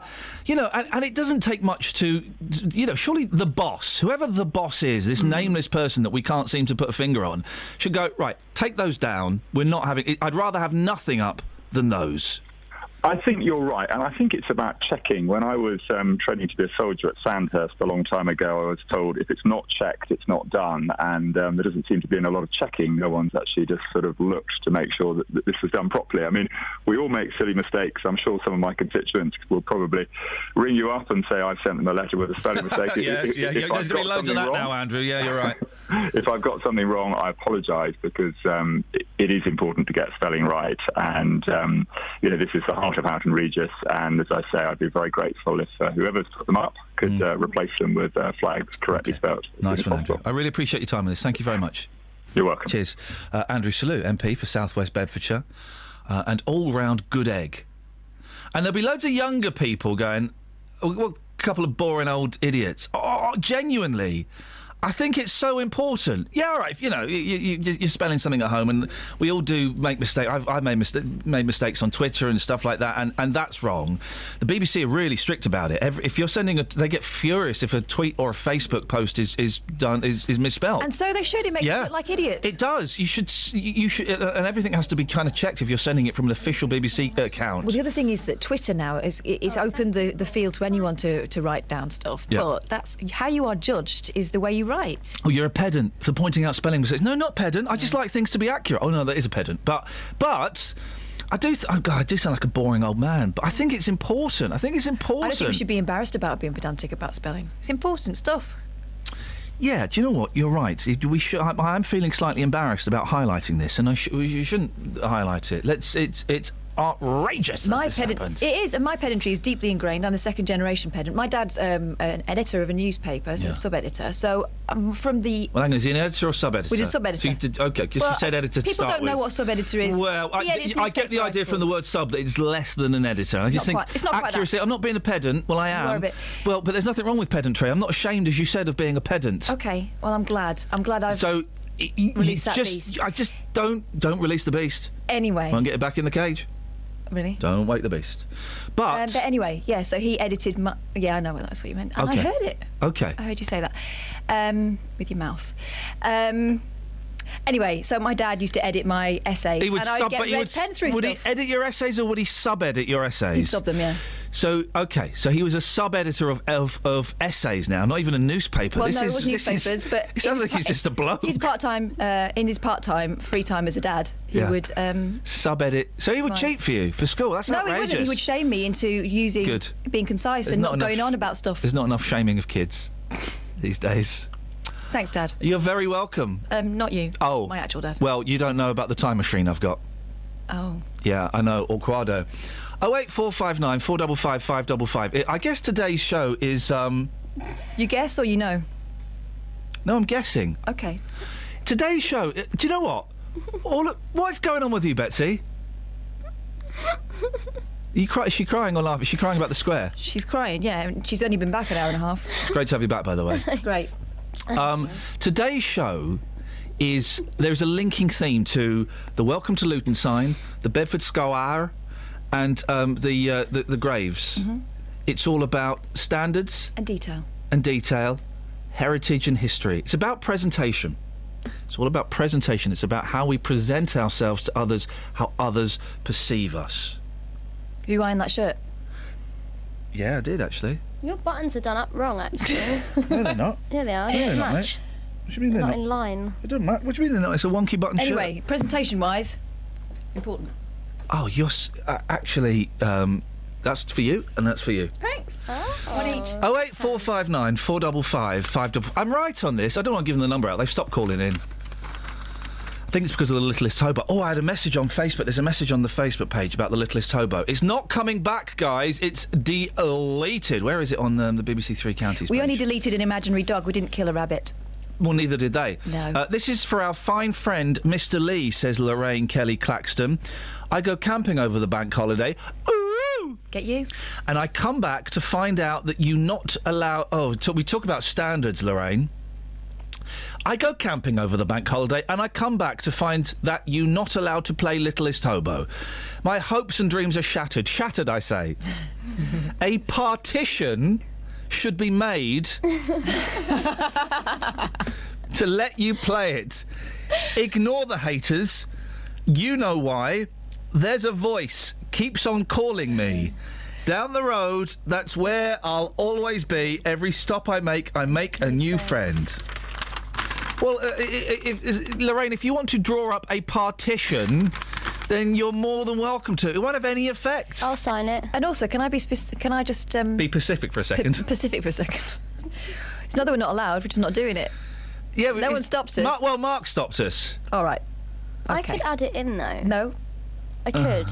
Well, we could, but we're not going to. No, we're not going. Mark It's gone. No. It's gone. I might. And then Leah says, I am an IT expert. Oh, really? Or is she an IT expert? In your deleted items is the Littlest Hobo song. Go to deleted items and restore it because it's great to listen to on the way to work. It's a lifter as opposed to a floater. I've just seen the TV episode on YouTube. OK, how sad is that? But come on! You can't delete it just because of one silly listener. You really have to play it now as your theme tune or we'll all boycott the licence fee, then you won't get paid. Gosh, that escalated quickly, didn't it? I'm with her on that. Then she says... you can't be... Your listeners have spoken. Bring back the hobo song. There is a slight twist to this, you see, because in a way we all imagine it's you singing it. What? Therefore, you have a great singing voice, so go to your recycle bin and restore it. It's so simple. Then 10 minutes after that, she wrote, grrr. I know what she means. Because it's your show, you think it's you singing it. Like, I thought Rodney sang Only Fools and Horses. Well, I thought Rodney sang Only Fools and Horses. Great story, Kels. Great to have you back. Travel news for beds, cards and bugs. BBC Three Counties Radio. There are serious delays on the trains from Banbury to Marylebone on Chiltern Railway between the other ones through High Wycombe and Princess Risborough. It's suspended because of a signalling problem, so that can be having 2-hour delays that are expected to go on until 10 o'clock this morning. On the M40 northbound, it's slow from the Denham roundabout at the A40 towards the M25, and clockwise on the M25, the entry slip road at junction 25 for Enfield's partially blocked by an accident. In Bricket Wood on the North Orbital Road, that's slow at the M25 junction 21A roundabout, and it's busy in Watford on Exchange Road around Beecham Grove. Samantha Bruff, BBC Three Counties Radio. Sammy, thank you. Rob's tweeted a picture of the Welcome to Luton sign. I'll retweet it so you can, if you've not seen it, you'll know what it looks like. I mean, it just looks awful. Rob says, it says a lot about a town when its welcome sign is formed of tarmac rather than flowers and hanging baskets. And he's right. Across beds, hearts and bugs. This is BBC Three Counties Radio.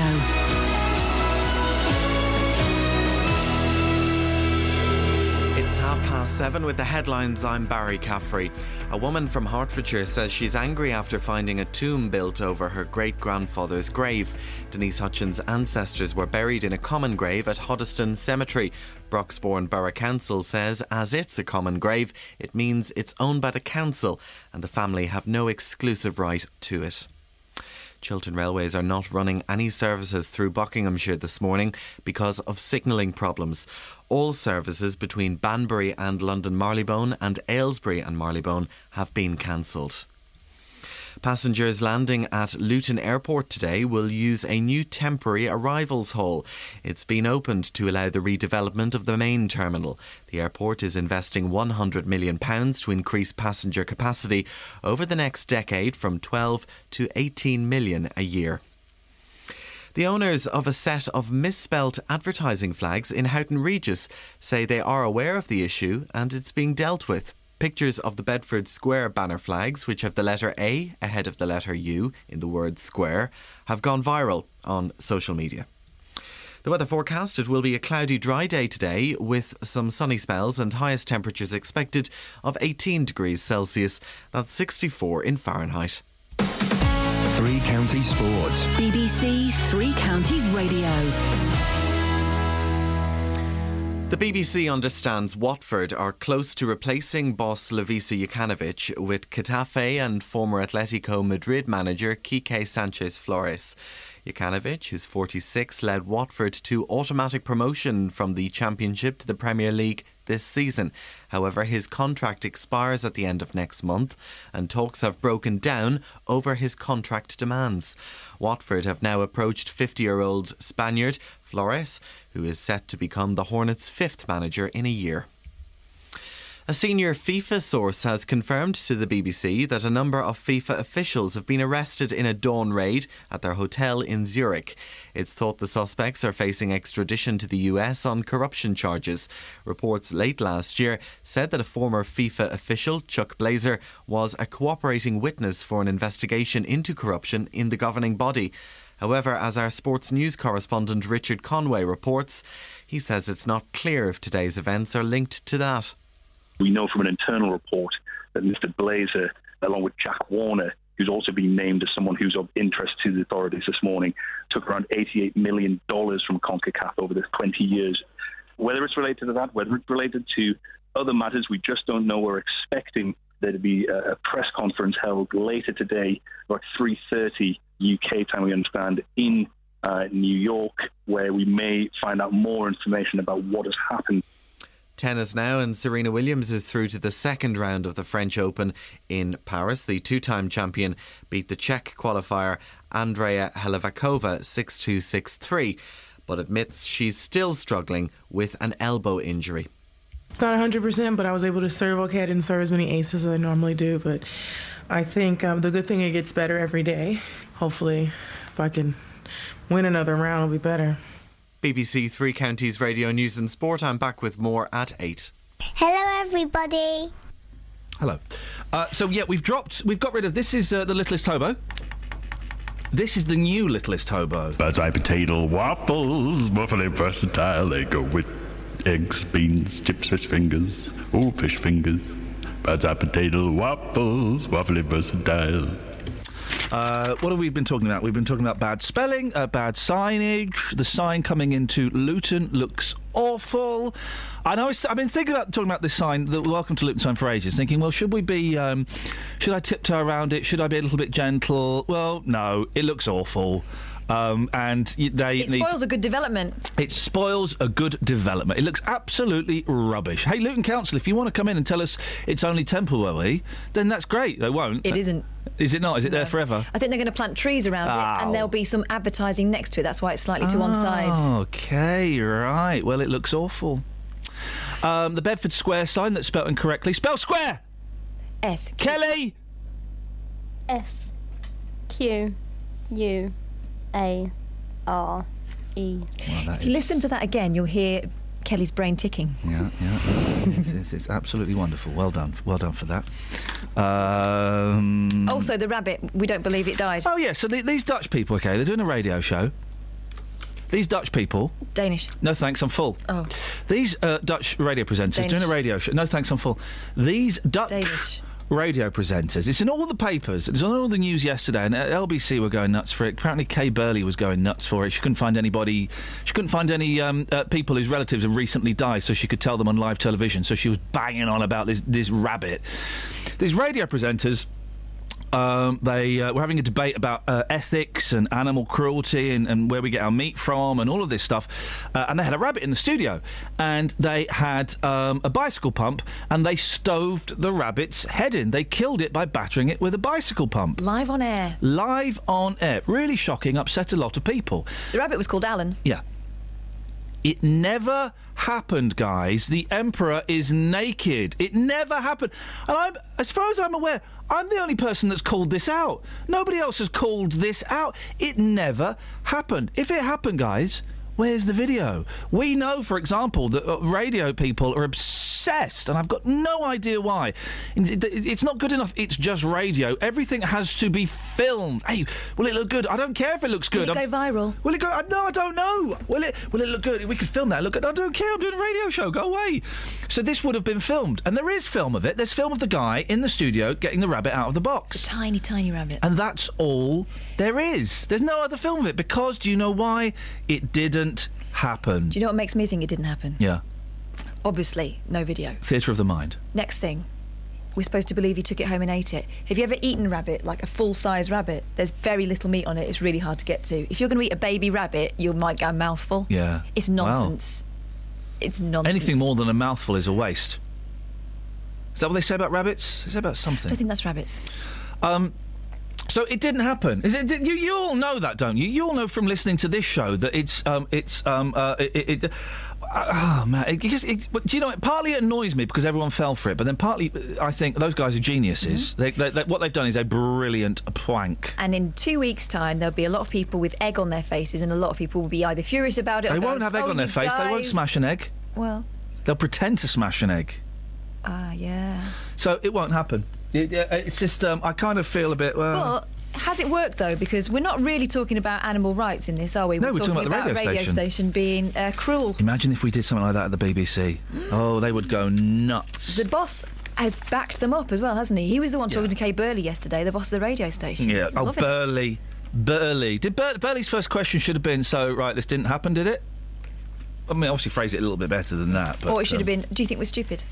Do you think we're stupid? 08459 455 555, by the way. I don't want to give the telephone number out. No one calls anymore.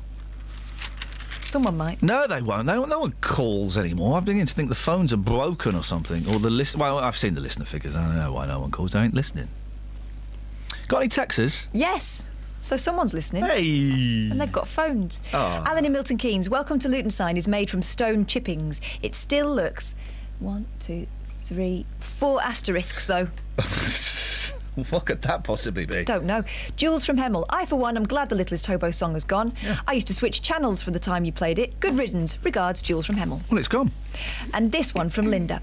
You're talking about terrible spelling. What about the awful grammar? Spelt wrong.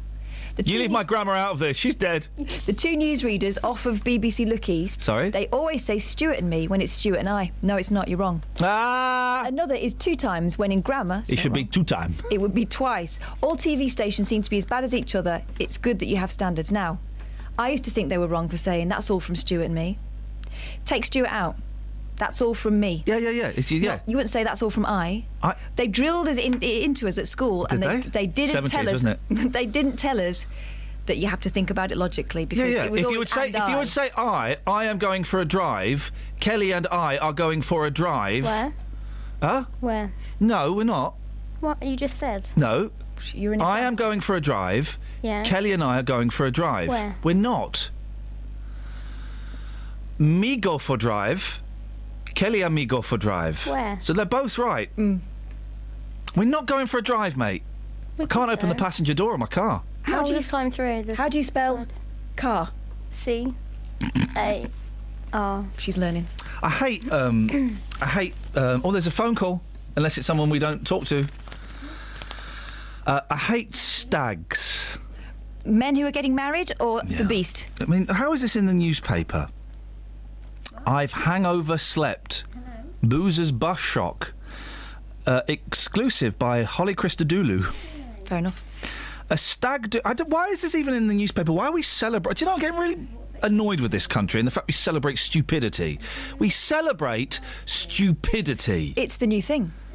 Hey, look, that guy's an idiot. Let's give him... you know that woman who didn't know David Cameron was? So she got taken around Madame Tussauds and was a 2-page spread in all the papers. Mm-hmm. We celebrate stupidity. Those idiots from Towie... anyway, I don't even know their flipping names. You know that radio presenter who did a song in an ill-advised Jamaican accent? Oh, come and vote for the UKIP. Yeah. My name is Michael Reid. And expressed in a political opinion. Yeah. Despite the fact he works for the BBC. He's been taken to Jamaica to learn about Jamaica on a television programme. There was one of the greatest programmes, I think it was Channel 5, ever did. And it was genius, right? Celebrity Road Rage? No. I did the voiceover for that. Did you? That was my voice, yeah. Well done, I never watched it. No, it was brilliant. They got Mike Reid, the comedian. Oh, that one. Yeah, the racist... He was old school jokes about Pakistanis and blacks, right? He didn't mean no harm, no. And what they did was they got him to black up as a Rastafarian. I think I saw this. And perform stand up in front of a black crowd. And they loved him. And then he went, hang on a second, I'm going to show you something. He didn't do the voice. He did the voice, yeah. Hang on a second, I'm going to show you something, man. He was doing all that. And he took off the black makeup and everyone went, oh, it's a white guy. Oh, it's Mike Reid from EastEnders. Oh, we've been tricked by a racist. It was brilliant. I can't remember what the point... There was a point to it. I can't remember what the point was. It's great to have you back, Kelly. Thank you. A stag do Brit so drunk he fell asleep in the luggage hold of a bus, woke up 200 miles away. Why are we celebrating this? Jordan Adams, 33, got lost leaving a club in Munich, Germany, but ended up in Switzerland. I only want to help you, Switzerland. He had tried to make his way back to a hotel half a mile away from the club. He tried to get a cab in the rain. There's a lot of trying, not much doing, but could not remember the hotel's name. The sozzled company director staggered over to a coach and tried talking to the driver, who told him to F off. Good. Jordan went round the side of the coach and curled up in the luggage hold. He woke up 4 hours later in Zurich. Jordan, on his brother-in-law's stag weekend, said, I woke up in this huge coach park with the driver effing and blinding at me. I ran out and kept seeing signs for Zurich and a huge Swiss flag. An idiot. Why is this even in the newspaper? Why are we celebrating this idiot? Have I got this wrong? I've never been on a stag do, but isn't the groom supposed to be the one that gets stitched up, not the groom's brother? Why, Peter, why do we celebrate stupidity these days? The world is bananas. The world is, but 5 bananas. You're absolutely spot on. What have you got for us, Peter? Sorry, pardon? Hello? I didn't get that last remark. I said, what have you got for us? Yes. Gaping Gill. I have been down Gaping Gill with my wife. Oh, this is the story. It's in the Express. It's a massive hole in the ground, and it goes down. And it looks beautiful. It's magnificent.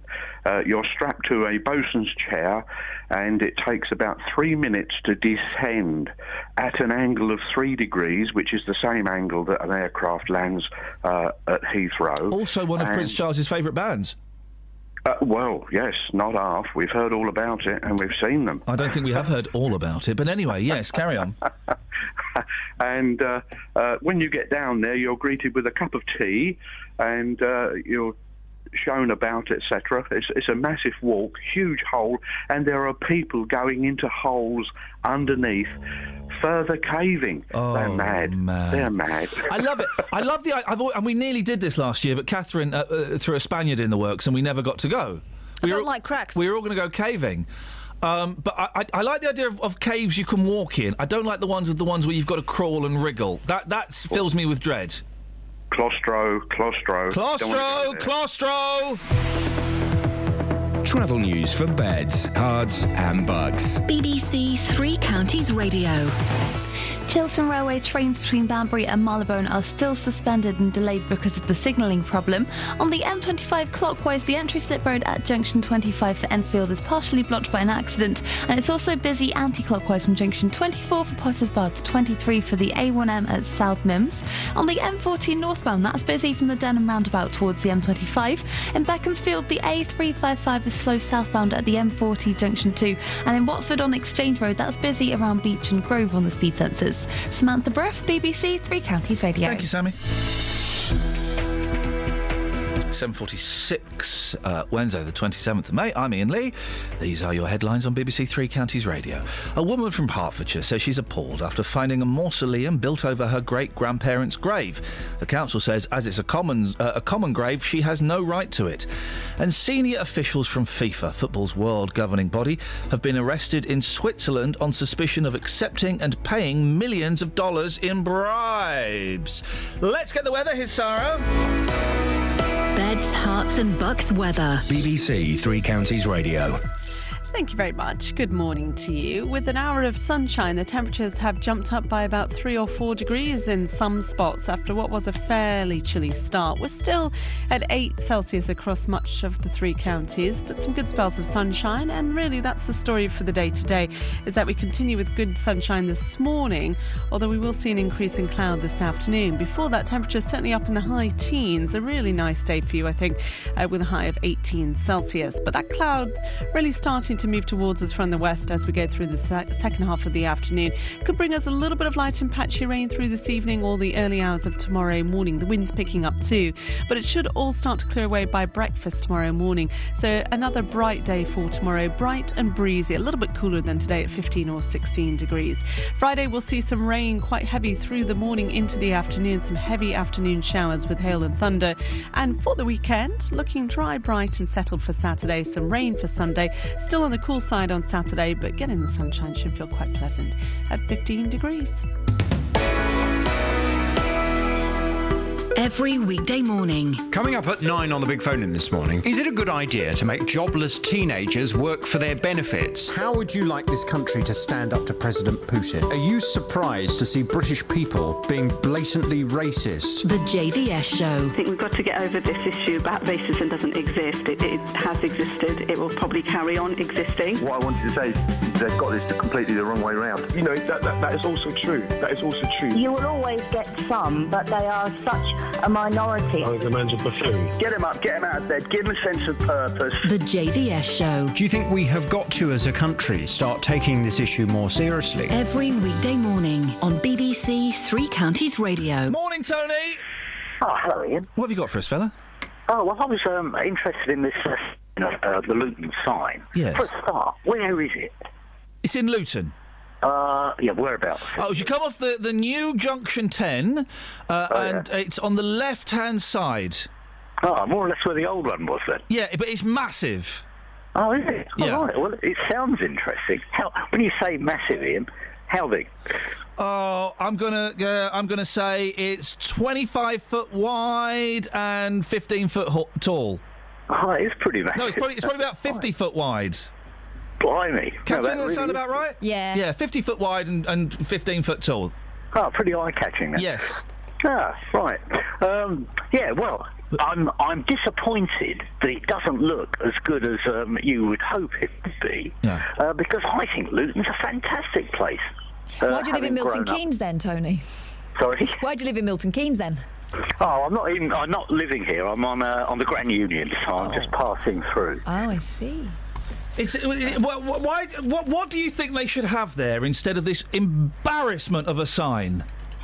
Well, something that reflects the local history, I think. You know, a big hat, maybe. There you go. You see a giant hat. Boy, oh boy, wouldn't we all love to see a giant hat there? A big Panama or something like that. Yay, Tony, listen, thank you very much. I'd love to see a giant hat. So would I. A giant hat would be awesome. Because it represents the town, it represents the people, it represents the history. That's why. Can I ask you a question? Of course you can. What are you doing in here, mate? I just thought I'd come in. I'm on the defensive. I just thought I'd come in and feel the vibe. Why not? You only ever come in if you've got a cough or a clown.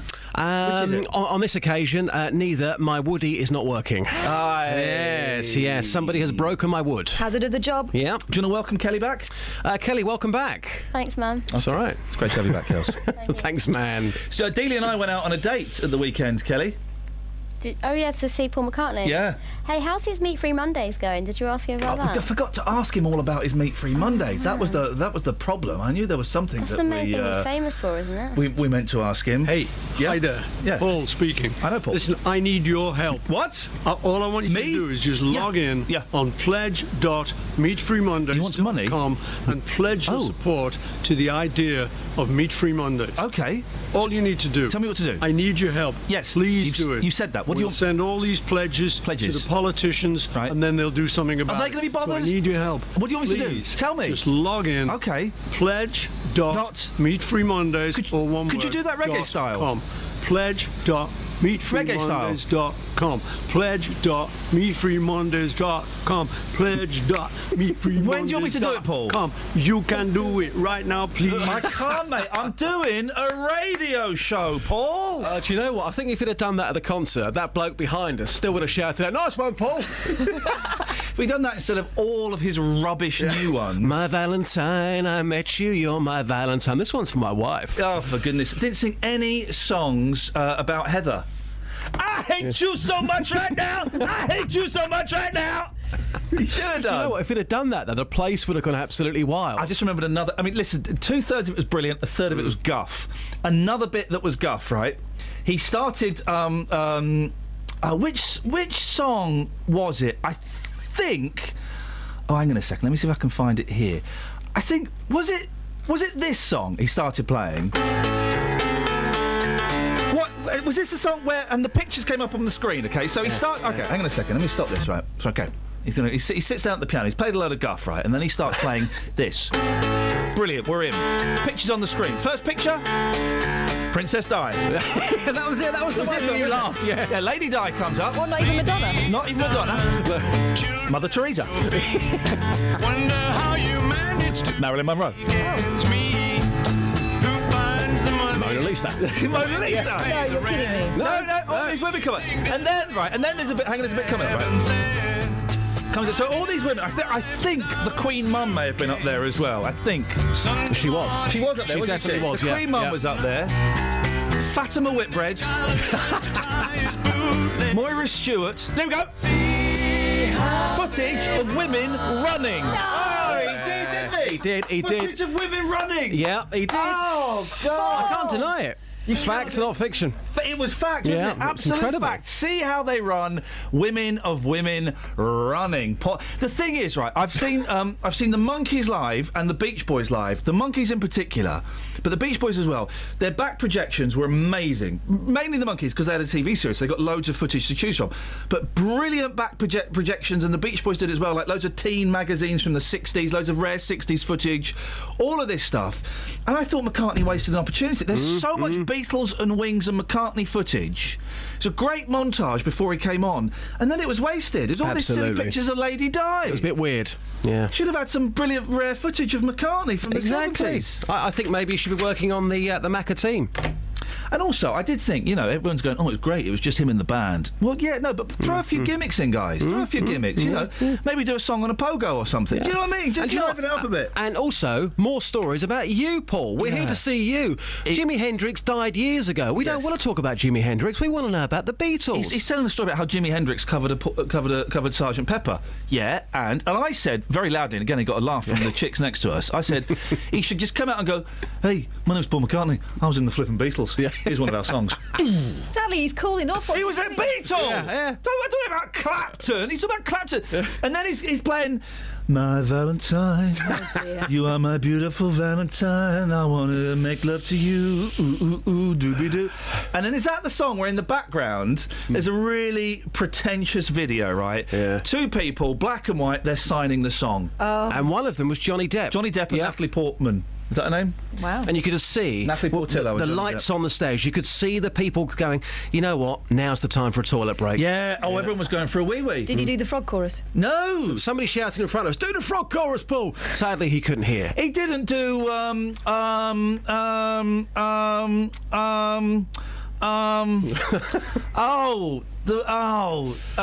Night Tonight? He didn't do Good Night Tonight. He didn't do Silly Love Songs. He didn't do... He did quite a few silly love songs, actually. He did, the new ones. He didn't do... it's in Give My Regards to Broad Street. We played the dance version of it on Monday. Oh, I know. No more lonely. No more lonely nights. Oh, flipping it. Gosh. That's why Maybe I didn't that's do why. it. Yeah. It's too high. Yeah, his voice was good though, wasn't it? For a 72-year-old man, okay, his voice sounded A, fantastic, but B, the energy to go on stage for nearly 3 hours. And wow. I liked his shirt as well. Yeah, he was looking What good. was his shirt like? White, collarless. And tight. Of course it was. Yeah, collarless. beautiful. Heather Mills, one of the great lines from Heather Mills when it was getting nasty in the papers, she was quoted as saying, I don't want to be married to an old man that's got bigger boobs than me. Youch. He's never said anything about her, though, has he? No, but anyway, listen, the Luton M1 sign... It's awful. It's awful. We've tweeted it at Iain Lee if you want to see it. You've taken this to the streets. Yeah, one of the easiest Voxes ever as well. Really? Everyone was moaning about this. Everyone absolutely hates it. Here's what the streets had to say. Nah, no good. Need a proper sign. I mean, if you're driving, that'll put you off, won't it? Because if you're driving and looking at that, it'll distract you. What, because it's so bad? Yeah. Madam, your first impressions of that sign? Cheap. Okay, and what are your friends saying to you about it? The same. Just a waste of money.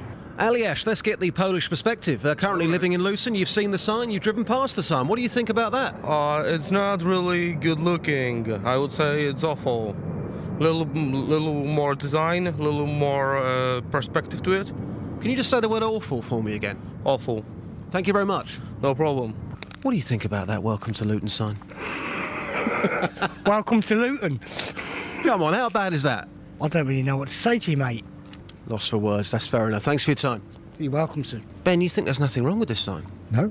You think that does you justice? And your friends and your family? I don't think it's anything to do there. It's just to welcome you to Luton, so people know where they are. But look at the history, look at the surroundings, look at the vibe here, and we've got that. No, I don't see nothing wrong with it personally. Maybe you should put a board, something bigger. That's on the way it is on the ground. It should have been better than that, not like that. You would like to see an erection up there? Yeah, like maybe built it in a way like stones or something, which is glittery or something. So it's more clear? Yeah. As a Lusonian, does that do your town justice? No, afraid not. Not good enough. What do you think about that sign? Well, a lot of rubbish. Is it really that bad? Yes. I'll let you go. Madam, you're a proud Lusonian. You love this town. That's the sign as people enter. That's my council tax payment for nothing. Is it that bad? Yes. So what should be there instead? Something a little bit better than that. Something that Luton can be proud of. Such as? With the hatters. Oh, so a big hat? Yeah. Do you know what? I'd love to see a giant hat. I just want to see a giant hat. Are we being harsh? I thought perhaps... I've been thinking about talking about this for ages and how we should tread carefully because we don't want to upset Luton Borough Council again.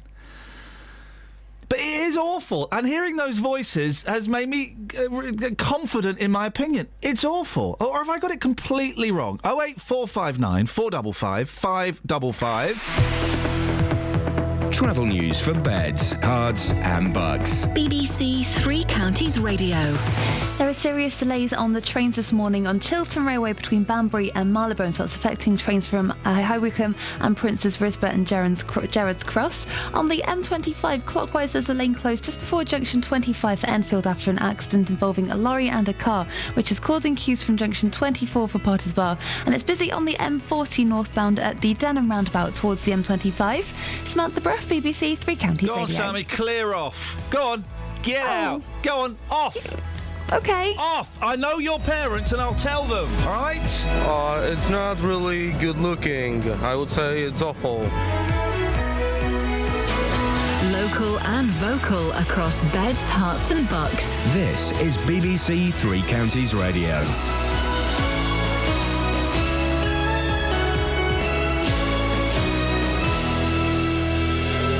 It's 8 o'clock. I'm Barry Caffrey. The headlines: Hertfordshire woman angry over family grave works, Chiltern services cancelled in Buckinghamshire, and temporary arrivals hall opens at Luton Airport to allow redevelopment.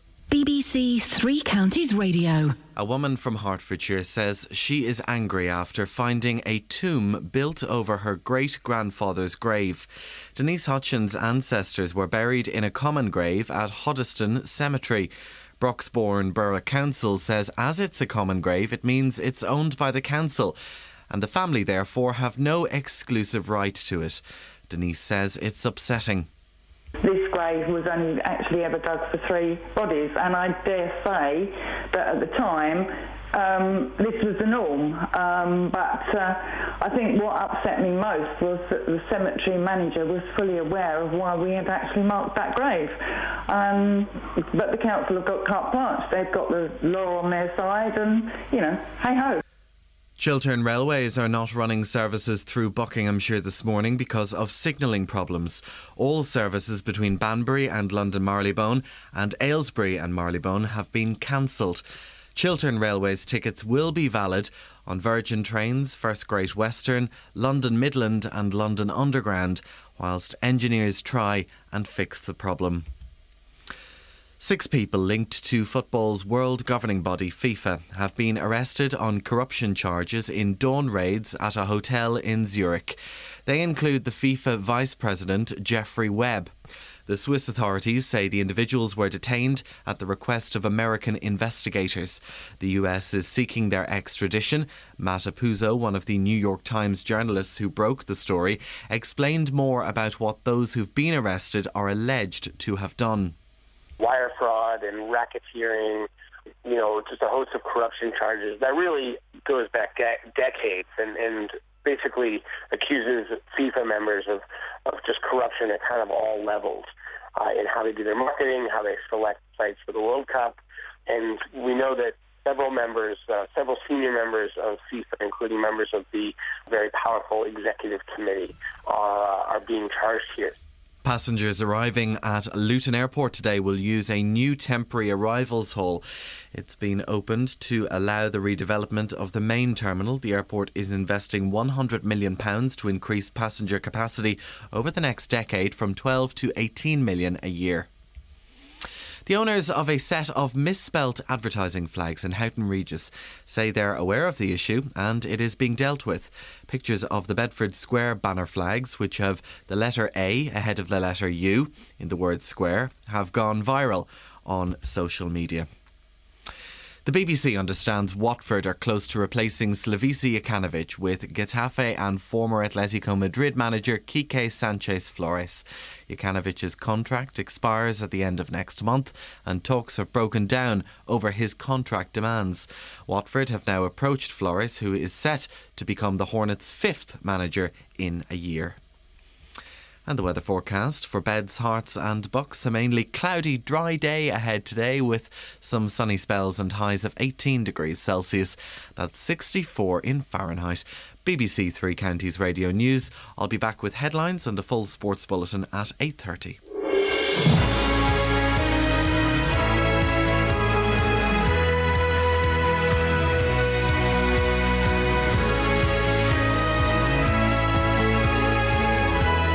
Strange tweet. Have you seen that from at Drawn Your Tweet? It's marvellous. They've drawn a tweet I did, and I've never heard of at Drawn Your Tweet. You can get as much publicity from me as you want, boss. Never heard of them. They follow nobody. They have 30,000 followers. That's brilliant. Thank you for that.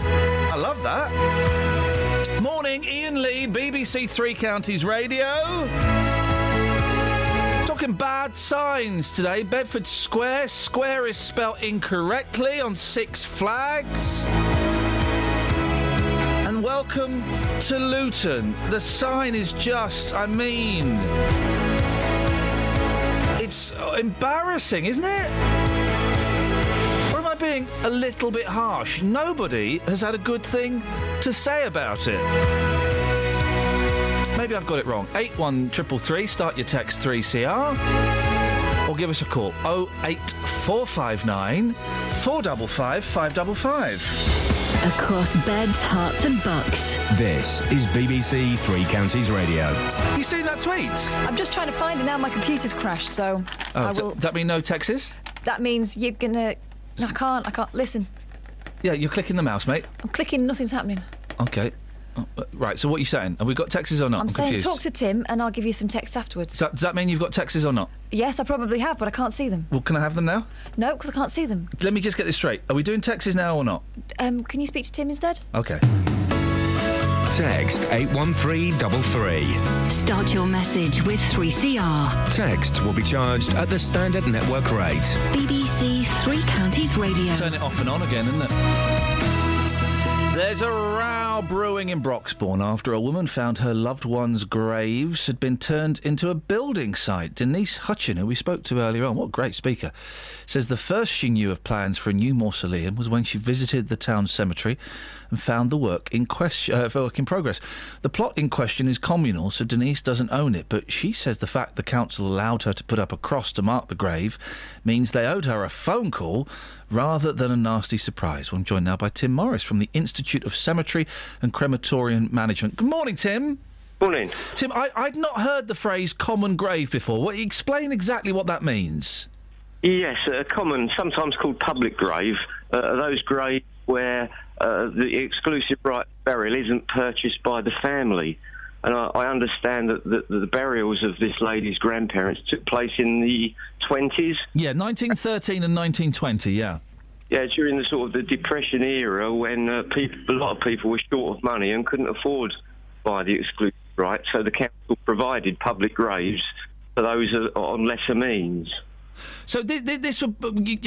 It's a horrible phrase, isn't it? A pauper's funeral. But this is if you had a pauper's funeral, this is where you could possibly end up.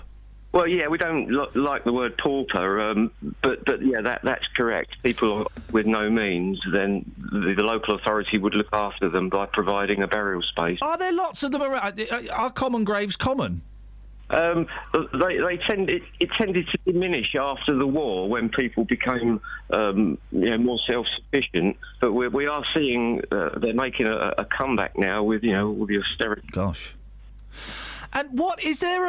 So obviously they're owned by the council. Is there a time limit? I mean, supposing these relatives were buried almost 100 years ago, does that kind of give the council more rights? Or if someone was buried there 10 years ago, would they still be able to do what they wanted? With an unpurchased grave, yes. The only thing that the authority can't do is disturb those previously buried remains. Okay. So the great grandparents, they'll still be buried underneath the mausoleum. Is that right? Yes. Their grave space will still be marked on a statutory plan, and the records of the burials of those people will continue to be maintained in the statutory register. So the location, albeit that if a mausoleum's being built, the location can still be positively identified. I remember about 15, 20 years ago, us being told that that there wasn't enough grave space for us. There was no more room, and that people were being discouraged from being buried, and being cremated was the way forward. Is that still the case? Well, you can't change a person's religious or personal beliefs, and you can't force cremation on someone who doesn't want it. Right. But 25% of deaths now result in burial. And we are at a national crisis with regard to the shortage of burial space. And how difficult is it for cemetery managers to kind of balance the emotive feelings of relatives against, the practical needs for space? It's got to be a tough gig. Well, it is. It's becoming even more difficult. What we need to remember is that the majority of local authority cemeteries actually produce a deficit. In other words, the cemetery service is subsidised by the council, so they're certainly not making money out of their service. The problem is sustainability. When a cemetery becomes full, the authority either ceases to provide the service, which it can, and not many local authorities want to do that. They want to look after bereaved people in their area, or they build a new cemetery. Maintenance costs rise because there's another cemetery to maintain on the same income, so the deficit gets bigger. Yeah. So isn't it a shame that that's available space is the answer? Isn't it a shame that the finances have to be a factor in something like this? Well, unfortunately, they're a factor in everything. Yeah. Can I offer some potential solutions? Please do, Tim. Yes. Lady? Yeah. Well, firstly, if it's not too late to change the location of the mausoleum, the two ladies could buy the exclusive right of burial to their grandparents' grave. Okay. That's one possibility. If it's too late and the exclusive right's been sold to the family that is constructing the mausoleum, then perhaps the council could consider planting a memorial tree in an appropriate location nearby and allowing the two ladies to have a commemorative plaque. I was going to say, because I think that building work has actually started, so it's probably too late for that. But yeah, I was going to ask, what in cases like this, do people ever get the chance to put up plaques with the names and the dates of those that are buried there? Yes, it can be done. The law allows this. It specifically says that a memorial can be erected other than on a grave space. And this is quite common in cemeteries: memorial benches, memorial trees. Tim, can I ask, how did you get into to working in cemetery and crematorium management? It's not. I wouldn't have thought there are very many young boys that say, "Oh, when I grow up, I want to be ... How did you end up there? Like most people in this profession, by accident. Right. You just stumbled across it one day, did you? Well, yeah, I came in through horticulture, local authority parks department. I see. Looking after the cemetery grounds. Yeah. And I went on from there. Well, listen, you keep up the good work, and it's one of those things that we don't often think about until a problem like this arises. I really appreciate your time this morning, Tim. Thank you. Thank you. Thank you very much indeed, Tim Morris, from the Institute of Cemetery and Crematorium Management. What nice people we've spoken to about that story, haven't we? What nice people that we've spoken to. Yeah. Is this a really dumb idea? And I think this was on a Chris Morris programme years ago, so I'm not going to claim credit for it, but burying people standing up. More room. You got more space. You bury people. Obviously, they're still in coffins. Yeah. But you bury them vertical as opposed to on the horizontal. Little square on top with your name on. Yeah. Job done. Why is that? Is that not practical? People all want different things, though, don't they? What do you mean? Well, if you go to any graveyard, you see some people have got different tastes from others. Some people have it. Some people have don't. got terrible taste. Yeah. Oh, blimey. So, you know, some people want a great big elaborate kind of thing that you would be befitting of an ancient Egyptian poet. Can I stop you for 1 second? Others like it plain. Dangerous times. Kelly's doing her thinking face. Oh no. I know. Let's go into Kelly's head for a moment. Kelly, what's happening in your head? If you do bury them standing up, are they still six feet under? Is there enough? Yes. Yeah. Yeah. Well. Yeah. Why not? Yeah. 6 feet under. Yeah. So you'd have to have like the things that they drill for oil with. I'm not being flippant. This is genuine. Trying to, you know, the big drills. That can... People won't like the idea, though. The same reason why they want to dress their. Why? I've got it. Because they wouldn't be resting. You're laid to rest. People won't like the idea. Well, no. You could maybe have a little stool you could perch on. Now I'm being flippant. Yeah. Well, it's that, isn't it? Because don't forget, the graves aren't really for the person who's in them. The graves are for the loved ones. Oh, now she tells me. Danish? Yeah, I'm full. I could murder a Danish. What are those Danish with the yellow stuff in? Oh, the custard. Yo! Yeah, they're good, aren't they? They're good, aren't they? They are good. They are good. Well, that's that sorted. Texas! Yes. Get in there! There's one here from Dan. Hello, Dan. I'm not going to say anything. I'm just going to read it out. Okay. And then we can all have some thinking time. Well, if you're not going to say anything, how are we going to hear it? No, I'll read it out, and then I'm not going to make any comments. Okay, go on, do it. Because he's assuming we're going to make a comment. I think he says enough. Okay. Welcome to Luton sign. Good. People in Luton are the problem. It will take more than a sign to improve the town's image. This is heavily edited because what I want to say will obviously be deemed racist. From Dan.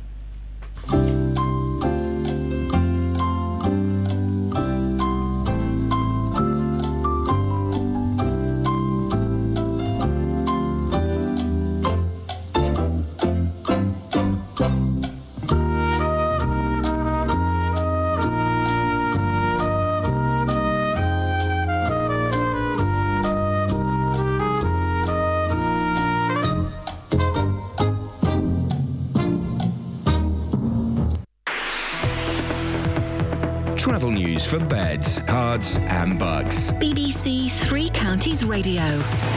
On the M25 clockwise, there's a lane blocked just before junction 25 for Enfield because of an accident involving a car and a lorry, and that's causing delays all the way from junction 24 for Potters Bar. It's also slow anti-clockwise in the opposite direction with people slowing down to look.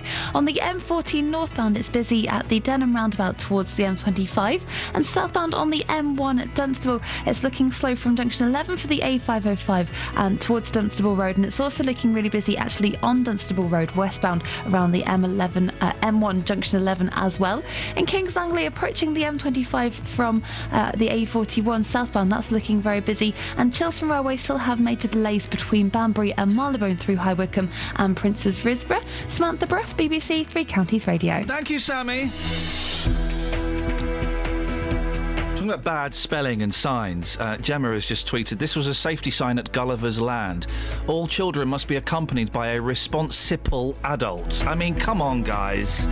We didn't send my boy to a nursery once because you walked in, it was a really nice nursery, and there was all artwork on the wall. They're like kids, right?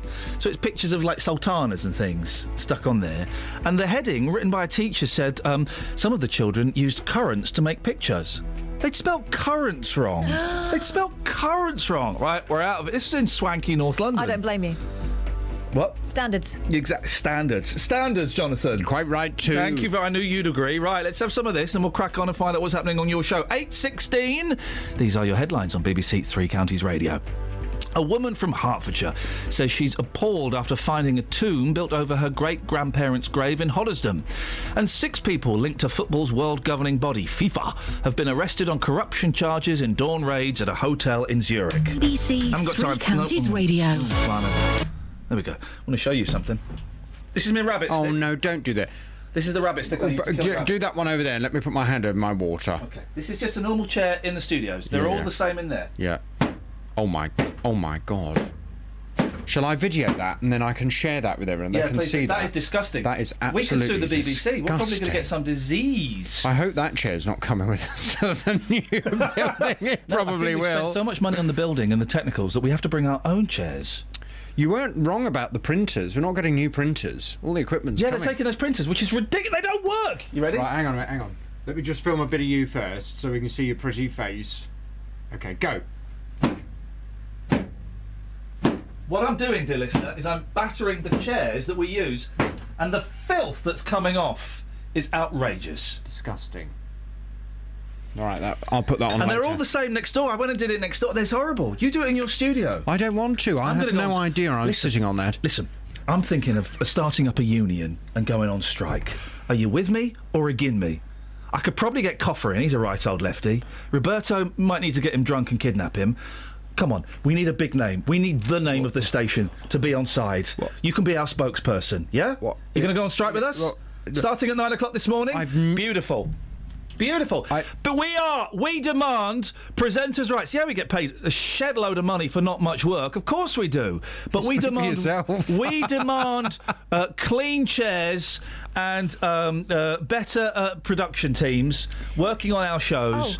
And from 9 o'clock this morning, BBC Three Counties Radio is shutting down. We're going on strike. We're standing outside. I can't. I've got a gig on BBC London. But I am with you. I will honk my horn as I drive past you. I'll do a little bib as I drive past. So hang on a minute. I'm on strike on my own at 9 o'clock. Nick Coffer and they don't turn up till later. It'll just be me. Well, hopefully it'll be sorted out by the time they get in. Mind you, I quite like to do my show from outside in the sunshine. It's nice weather today, isn't it? Yes. It'll be good. Is that still a strike? If I did my show from a deck chair in the car park? You've not crossed the picket line, so you've got me on a technicality, yes. Yes, it could be. Well, I wouldn't be adverse to that. You love doing the show outside, don't you? I hate OBs. No, I hate OBs as well, but a bit of sunshine I like. Oh, fine, OK, right. What's on your show? What would be on your show this morning if you weren't going on strike, wasn't comrade? on strike. Yes. Coming up at 9 o'clock this morning on the Big Phone In, are you pleased the government will spend more money on free childcare? Parliament opens today, and with their Queen's speech, the Conservatives are expected to promise an increase in the amount of free childcare available to parents. Currently, parents with 3 and 4-year-olds get 15 hours per week, but we expect that to be increased to 30 hours from next year. Well, from 9 this morning, I want to hear your views on this. Of course, it's going to be paid for with taxpayers' money, but are you pleased the government will spend more money on free childcare? Is that a really good use of tax money? From 9 this morning, your reaction on 08459 455 555. Shake up your cooking with BBC Dish Up. My top tip for cooking is to keep it simple. Be prepared. Have all your ingredients ready so that you don't forget to add anything. Always read the recipe, twice at least. Quick and simple ways to great food. My quick and easy dish is macaroni cheese. My signature dish is fajitas, and they're really simple to make. Just keep your eye on everything so it doesn't burn. I've got a great Cheats pizza recipe, and you can find it on the Dish Up website. For an easier way to cook, just go to bbc.co.uk/dishup. Sorry? What was happening? What was happening there?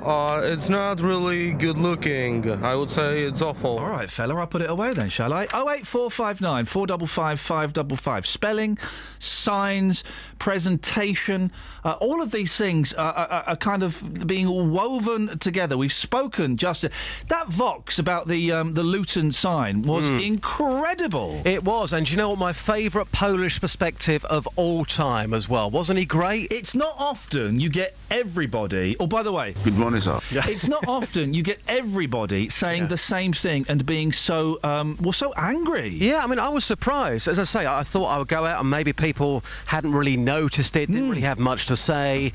Every single person I spoke to, apart from Ben, who thought, well, it's just a sign, it's okay, were very angry because they thought, hang on a minute, you know, look what Luton's got to offer. But also, the whole reason they're changing the M1 up there is because of expansion at the airport. Again, something to be proud of. And here we have this really weak and tacky welcome to Luton And sign. I've been sitting on this sign theory of mine for about a week thinking, well, should I do it? Is anyone going to be interested? Is it just me being... Because I know I can be a little bit dour and miserable.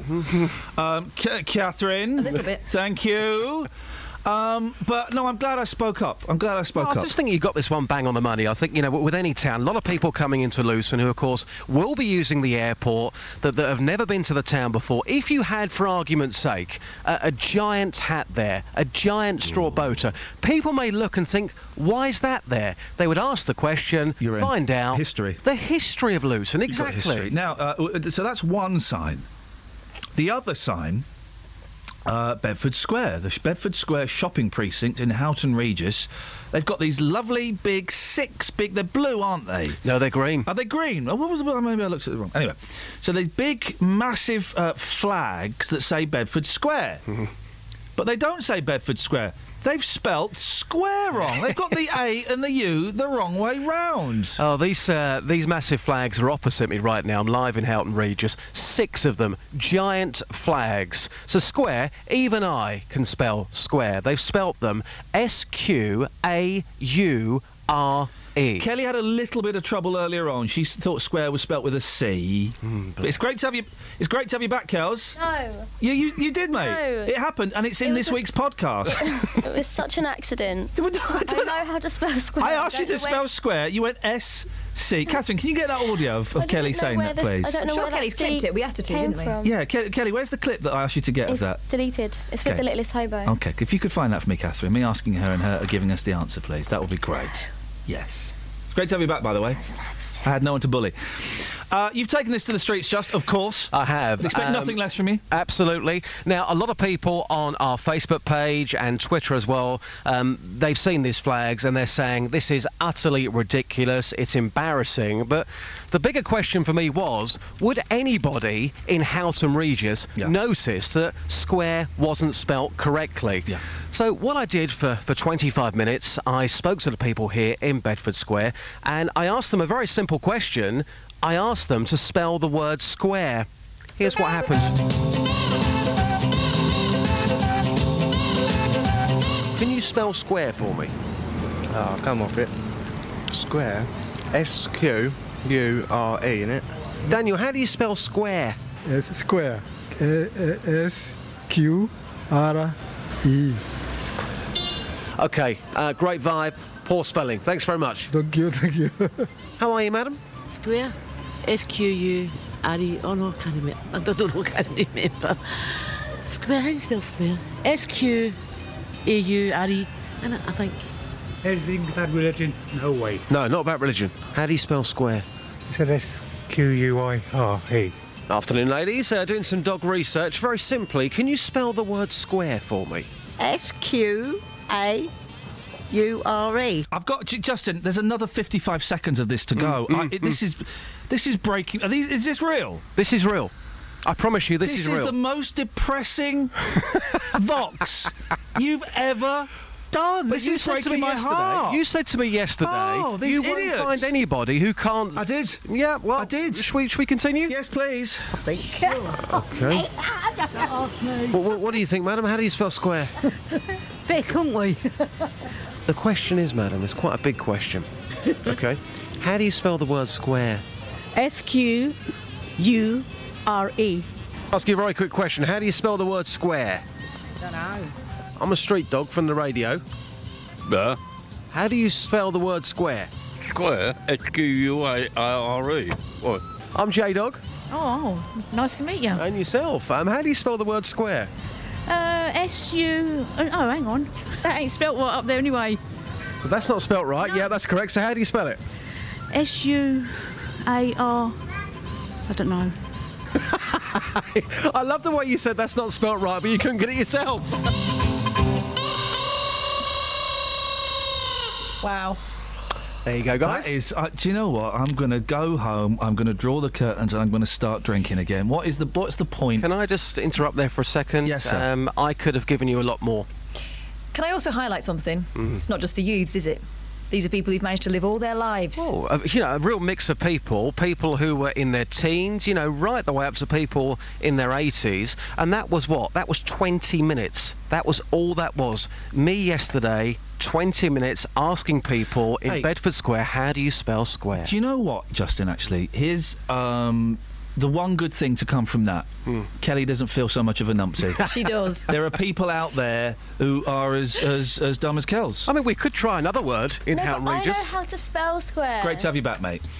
Oh, yeah, she knows how to spell square, Justin. We'll have the evidence of that in a Where have you put it, Kath? Right in the bottom of your run order. All right, let's have a little. Let's see if Kelly really does know how to spell square. This is from earlier on in the show. Kelly, spell square. SCU. What? Oh my god! I tell you what's brilliant is Catherine's what? Kelly, spell square. SCU. What? Oh my god! That's going to be my new ringtone. The thing is, boss, you know, these 6 new flags, which are massive, look out for them if you're driving through Houghton Regis today. Yeah. A lot of people saying on Facebook, do you know what a waste of money. But I think there's the evidence. It's not a waste of money because people can't spell the word anyway. Maybe the people that spell it SQUARE are the ones that have been spelling it wrong this whole time. The squares. Justin, excellent stuff, mate. Thank you very Thank much. you. Honestly, I mean, that is the most depressing piece I've ever heard him do. Really? Oh, come on. On air. 08459 455 555 is the telephone number. We'll take your calls about graves, about signs, about dead rabbits, all kinds of things after this. Travel news for beds, cards and bugs. BBC Three Counties Radio.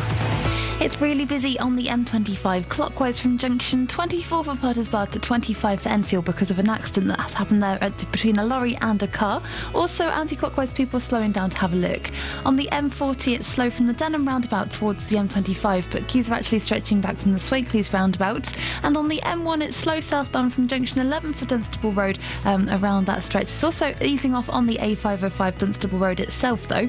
In Kings Langley on the A41, that's busy southbound towards the M25 junction 20, and on the trains there are still major delays for Chiltern Railway services between Banbury and Marylebone through High Wycombe, Princes Risborough and Aylesbury Vale Parkway. There are all some of them. A lot of the trains through that stretch are cancelled, so check with the departure boards there. Samantha Bruff, BBC Three Counties Radio. Across beds, hearts and bugs. This is BBC Three Counties Radio.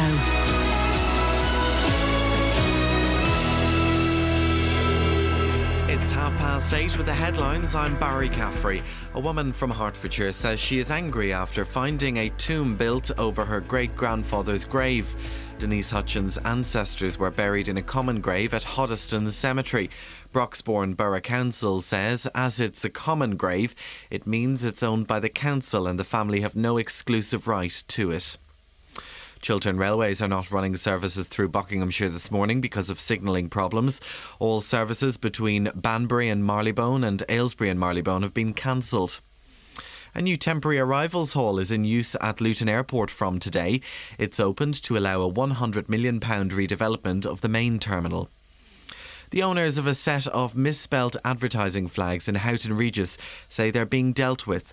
Pictures of the Bedford Square banner flags have the letter A ahead of the letter U in the word square. And the weather forecast, a mainly cloudy, dry day ahead, though there will be some sunny spells and highs of 18 Celsius, 64 in Fahrenheit. Three Counties Sports. BBC Three Counties Radio. The BBC understands Watford are close to replacing Slavisa Jokanovic with Getafe and former Atletico Madrid manager Quique Sanchez Flores. Jokanovic's contract expires at the end of next month and talks have broken down over his contract demands. Watford have now approached Flores, who is set to become the Hornets' 5th manager in a year. A senior FIFA source has confirmed to the BBC that a number of FIFA officials have been arrested in a dawn raid at their hotel in Zurich. It's thought the suspects are facing extradition to the US on corruption charges. Reports late last year said that a former FIFA official, Chuck Blazer, was a cooperating witness for an investigation into corruption in the governing body. However, our sports news correspondent Richard Conway says it's not clear if today's events are linked to that. We know from an internal report that Mr. Blazer, along with Jack Warner, who's also been named as someone who's of interest to the authorities this morning, took around $88 million from CONCACAF over the 20 years. Whether it's related to that, whether it's related to other matters, we just don't know. We're expecting there'd be a press conference held later today, about 3:30 UK time, we understand, in New York, where we may find out more information about what has happened. In tennis, Serena Williams is through to the second round of the French Open in Paris. The two-time champion beat the Czech qualifier Andrea Hlivakova 6-2, 6-3, but admits she's still struggling with an elbow injury. It's not 100%, but I was able to serve okay. I didn't serve as many aces as I normally do, but I think the good thing, it gets better every day. Hopefully, if I can win another round, it'll be better. BBC Three Counties Radio News and Sport. I'm back with a full bulletin at 9.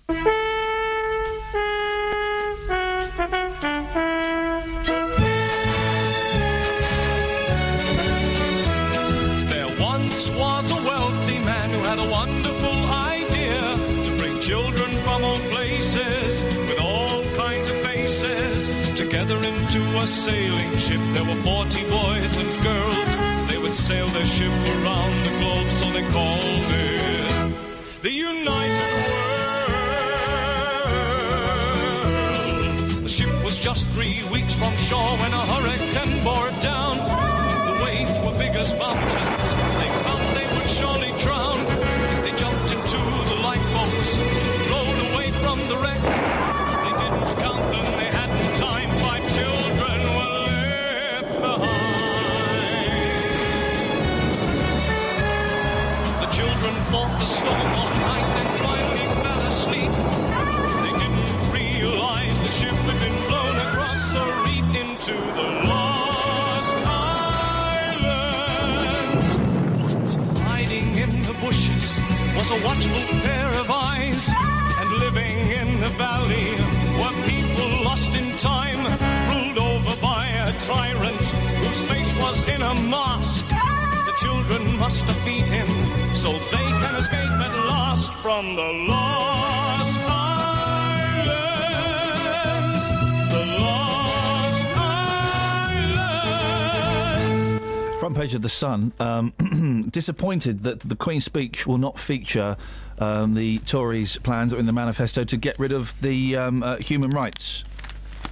Who's disappointed? The Sun? The Sun. Right. And as someone has pointed out on Twitter, remind us, the Sun must have forgotten its own journalists relying on the Human Rights Act in court.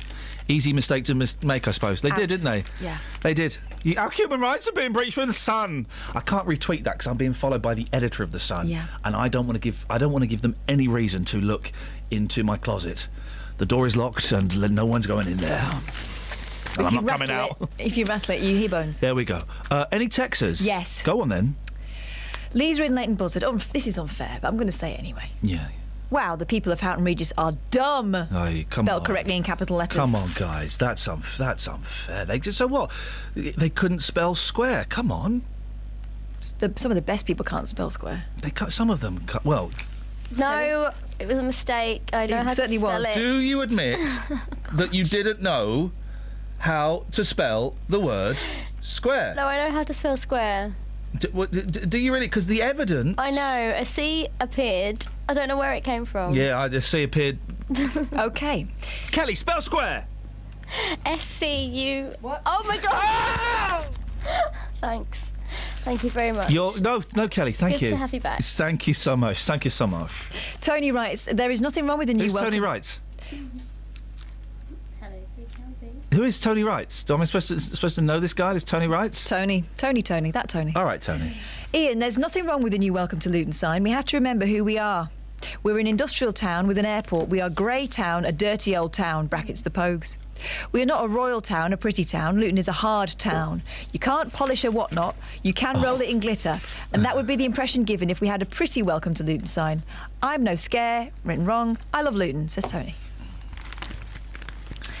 Well, obviously, it doesn't sound like he loves Luton. Well, he knows his place. Listen, we know what Luton is, but there's no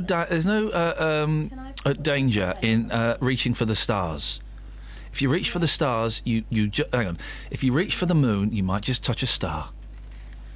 That you can write that down. Pretend a Chinaman said that because that is beautiful. I think it has been written down. A Chinaman from the 1800s.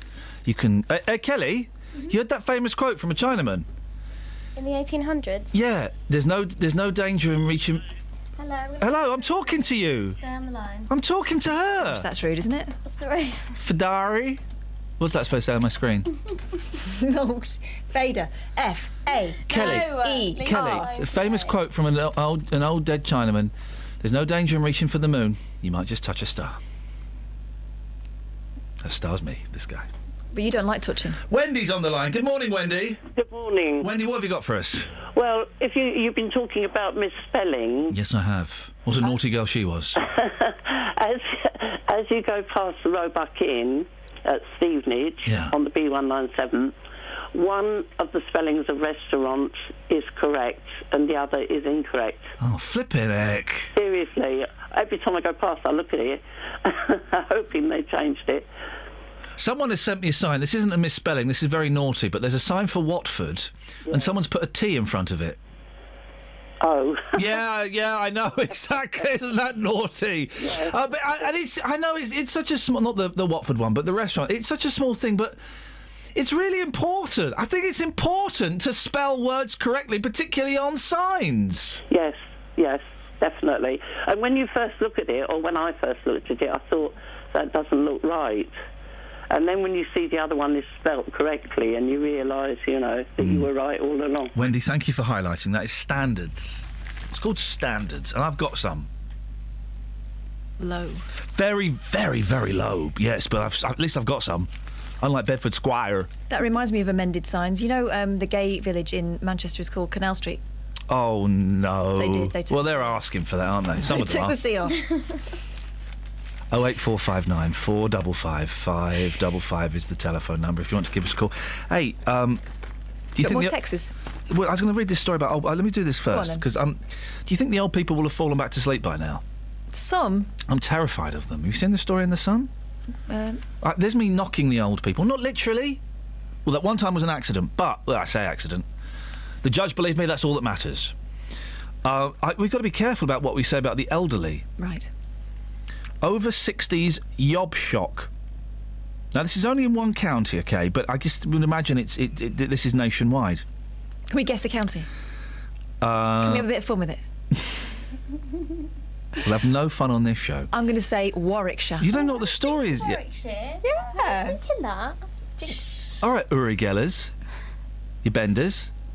Of spoons. Yeah, he's a massive bender, isn't he? Of spoons. Well, so he says. I've seen him bend a spoon. It's brilliant. It's a brilliant trick. Is it a lifetime's career? Well, he's I don't know if he's been to Korea. The number of over 60s arrested for assault in one county has soared by almost 15%, figures revealed. More than 100 were held for attacks in Nottinghamshire in 2014, including 3 accused of assaulting a cop. This is old people. People arrested for that heist. Old people. Got to be very careful about the people that drive mobility scooters and mow down young children. Old people. But they've probably spent their lifetime being good and thought, you know what, I'm just going to be a bit naughty now. Police, well, this is very naughty. Police also stopped 59 for drink driving, while 14 over 60s were nicked for sexual touching. Oh. In total, 446 people in the age group were arrested last year. David Jones, secretary of Nottingham Pensioners Age Group, said... He didn't say that. There is no excuse. I am stunned by these figures. 3:15. Because he can't hear. Oh, I see. I'm 96. Well done. I'm going to be a naughty old person. Whoa, you're going the right way. Yeah, you're going to go for the sexual touching. Not now! The drink driving thing, though, is a thing with older people. That's a cultural thing. Because they didn't have the same sort of laws that we had. They didn't have any laws. They were feral. Feral. The old people are a danger. You know my views on old people driving? Well, I just think... Here's the thing, right? Because there's always young people. Young people. Let's celebrate the youth. Let's put a curfew on the elderly. Let's say, if you're 65 and over, you've got to be in by 8:30. Put your slippers on, watch the One Show, and take it nice and easy. And this is why the young people are so aggressive out there, because they're scared of the old people. It's learnt behaviour. Do you know who's worse? Elderly widows. Oh. I'm saying it. Do you know why? I have experience. Do you know what? You're an elderly widow? I spent my 21st birthday with the Wigan sector of the Ladies' Circle. Oh, yeah. Yeah, I went with my gran. Yeah. I've never seen more gin drunk or heard bluer jokes. They were filth bombs. Yep, totally. It's an outrageous place. They're off the leash, you see. They're off the leash. I would love to take a 70-year-old clubbing with me. So if you're 70 and up for 08459. fun times, Kelly Betts. Well, we took a 90-year-old to see a soft porn film. Very soft. Well, he's old. He's 90 years old. It was the weirdest night. Then we took Dennis from Dunstable to see 50 Shades of Grey, and it was a very... You're right, Catherine. It was a very soft... Well, no, I don't think it was that soft. It was... Oh, come... Are we hardened? Is that what it is? It was boring. I'm going to turn your microphones off while you two just have a think. It was boring. It was boring. Kelly. But old people, they're trouble. Give us a text. Here we go. 100 million for the arrivals hall at Luton Airport. 100 million! Well, yeah, what? All coming over here from Poland? No. Oh, pounds, you Yes. mean? I think you used to be able to buy an entire airport from that, says Simon in Stevenage, who's obviously bought airports in his time. All right, Simon. Tough guy. People buried upright, says Adam from Hemel. Yes. They won't stay that way forever. However, in Ireland, plots go downwards, not side by side. 3 plots in the space of 1. Not just in Ireland, it happens here too.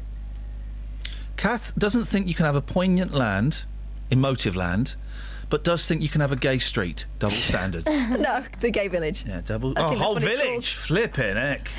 Who said that? I'm the only straight in the village. Here's a I said, protesting my innocence a bit too much. I didn't leave till 4 a.m. They didn't just take the C off, they took the S from street as well. Have a guess who sent that tweet. 08459 455 555 is the... Thank you, Daniel. That is genius. telephone number if you want to give us a call. There's always one... There's lots of these stories recently. I like these. Kids... Well, I don't like this... I'm about to say kids' tears at Fun Day Flop. I don't like that, but I do like these stories where people pay a lot of money to go and see a themed day or a themed weekend. If it's not a Disneyland, you know it's not going to be as good. Hundreds of children were left in tears when a £19 superhero fun day with Frozen characters turned out to be a rip-off. Families queued up to 2.5 hours to see favourites from the Disney film, plus 19 cartoon, movie and TV greats. But many were nowhere to be seen. And at the Frozen sing-along, Elsa and an oversized Olaf walked off when the music went wrong. Now, we saw a picture of Elsa in one of the papers. She's a big lass. I think she'd eaten at least 3 Elsas. Then there's a woman in the worst Wonder Woman costume, and she's called... They've done very funny captions. Wonder Woman. Refunder Woman. Oh! Dr. Who? And then there's a bloke that looks like James Whale as Indiana Jones. Oh. Guess what they've come up with for him? This is brilliant. This is old boy as Indiana Jones. 1 for Indy Grave. Indy Grave. Okay, right. Flippin' heck. For beds, cards and bugs. BBC Three Counties Radio. On the M25, there is queues anti-clockwise approaching junction 25 for Enfield from junction 24 for Potters Bar because of an accident between a lorry and a car.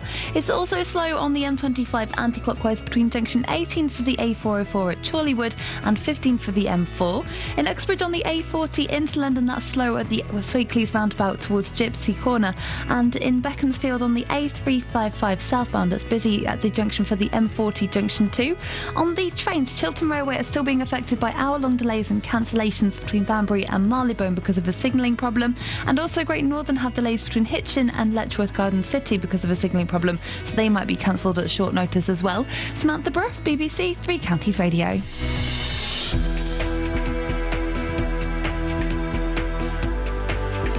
Hey, we're nearly done. 8:46.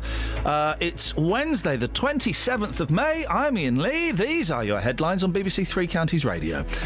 A woman from Hertfordshire says she's appalled after finding a mausoleum built over her great-grandparents' grave. Broxbourne Borough Council say as it's a common grave, she's got no right to it.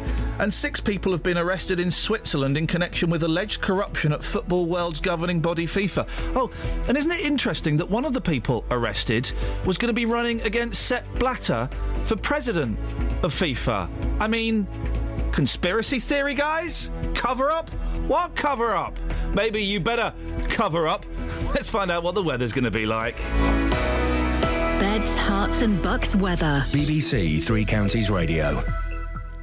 Thanks very much indeed. Beautiful, beautiful day there across the 3 counties. Lots of sunshine at the moment. The temperatures are leaping up in response to that sunshine.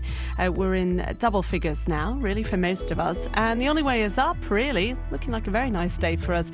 Certainly the first half will keep quite a lot of sunshine. From mid-afternoon onwards, we've got more cloud moving towards us from the west. But before that, a high of 17, maybe 18 Celsius. And then thick cloud moving in through this evening. Potentially a little bit of light and patchy rain or drizzle through the evening and the early hours of tomorrow morning. The wind really increasing as well. Temperatures staying in double figures. Tomorrow we'll start with a little bit of cloud. It clears up quite nicely and then it's bright with sunny spells and a high of 15, perhaps 16 degrees. Friday we've got some heavy rain through the day and some really sharp showers in the afternoon with some hail and thunder mixed in. Saturday is dry and bright though, although it's still fairly breezy. And Sunday we've got a lot of rain for the middle part of the day and it will feel quite cold with a high of just 13 Celsius. Thank you, Sarah! If you've missed any of the programmes here on BBC Three Counties Radio, you've missed things like this. Did the drugs in his mouth kill him? No, they didn't. Okay. Did they play a part in his death? He had 4 glasses of champagne, 2 bottles of wine, 4 cocktails. What's 2 French? I have a feeling it was a cocktail as well. But there is a way you can hear it all again. And Renata Blower, you have just allowed the first ever nurse to be funded for Great Ormond Street, who will deal specifically with children who have undiagnosed conditions. bbc.co.uk/Three Counties Radio. Well, the Police and Crime Commissioner for Bedfordshire, Ollie Martins, joins me in the studio. Were you wrong to go ahead with this referendum? But what was the alternative? As I've said, that was not a situation that I was prepared to just sit there and do nothing about. Allowing you to listen to what you missed. bbc.co.uk/Three Counties Radio. Fried potatoes. You missed all of this, Kelly. You take time off work. This is what happens. Standards rise. Lower. Ooh. Good. Coleslaw, potato salad. She said, no. I went, oh. Grapes, orange segments. All of that stuff actually went out on the radio. A, just then, and B, on Monday, Tuesday. Don't take time off again. Akbar's on the line. Good morning, Akbar. Good morning, Ian. How's it going, fella? What you got for us? I'm fine, Ian. Ian, these signs, they do say lots of things about the organisation they are coming from. And if one happens to walk into Luton Police Station, their Bedfordshire Police sign is plastered all over their in their reception on the floor. Now, I thought that was very disrespectful, both for the police force to put its insignia, which is part of their uniform and part of their cap, on the floor for people and everybody else to trample over. But so what is it? Hang on, I have not had cause to go into Bedfordshire Police Station. Luton Police Station. They've never caught me. They've never caught me, Akbar. I'm too fast. I know all the back roads. They'll never catch me. So what does it say on the floor of Luton Police Station? You're next. No, it doesn't say that. This insignia greets you while lying on the floor. It's all over the floor, and which is I, to the best of my understanding, what I can understand, is the police, Bedfordshire Police insignia. That's interesting you mention that. I don't know if that is disrespectful, because it is quite common, isn't it, to have things like that on the floor. But that's quite common, Ian. Yes, but at the same time, no. Yes? This insignia is part of their uniform and part of. What would you like to see on the floor of Luton Police Station, apart from a copper? Nothing. This insignia on the floor did hurt me. Okay. Hurt me, and I intend raising it with the. Oh, come on! They're skint. They've got no money. We always hear about how they've got no money. They can't spend any money on painting over the sign on the floor. Exactly. Aren't there bigger? Aren't there bigger things that you should be worried about the police than, you know, the sign they've got on the floor? I deeply care about my police, and I attach lots of respect and care to them. And it is very hurtful that they have not thought about it. Okay, Akbar, listen, thank you very much. Let's just see what our experts think about that. Did you just cut the cheese? Hey, that's unfair. Akbar, thank you. I'd never thought of it that way before. No, I think that's maybe a little bit. I think the thing about the sign in Luton, the Welcome to Luton sign, is it's the first thing you see. It's literally welcoming you to Luton. It looks awful. It looks cheap. It looks nasty. Probably cost a few quid. The M is wonky. It looks rubbish. Sign on the floor. I mean, really. Dave on the text says about the Welcome to Luton sign. He's also a fan of the average speed cameras next to it. A real Luton welcome. Yeah. Yeah, well, you know, it's 50 miles an hour, so that's plenty. That's plenty fast coming off the motorway, isn't it? 08459 455 555 is the telephone number if you want to give us a call. Any texts? We were talking about Danish earlier on. Yeah. Danish? Yeah, you were talking about it earlier on, yeah. Steve says... people from Denmark, yeah? No, in this case, no. Oh. Steve says, I like a cinnamon swirl. Thanks, Steve. I'm glad. John Paul Gillies had a who was at Margam Country Park near Port Talbot, South Wales, on Bank Holiday Monday with kids Annabelle 6 and William... Just get to the point of the sentence! Said, it was the worst trip ever. This is the Frozen day. We only saw 3 characters, Elsa, Anna and Wonder Woman, who was an absolute state. And there is Wonder Woman. She's hula hooping with her arms. I don't remember that episode. Refunder Woman. Outraged Katie O'Donoghue added, we basically went there and paid 19 quid to glimpse a shoddy Olaf walking around. Parents also complained of 45-minute queues for loos and food and drink stalls with major traffic congestion outside. Dozens want refunds.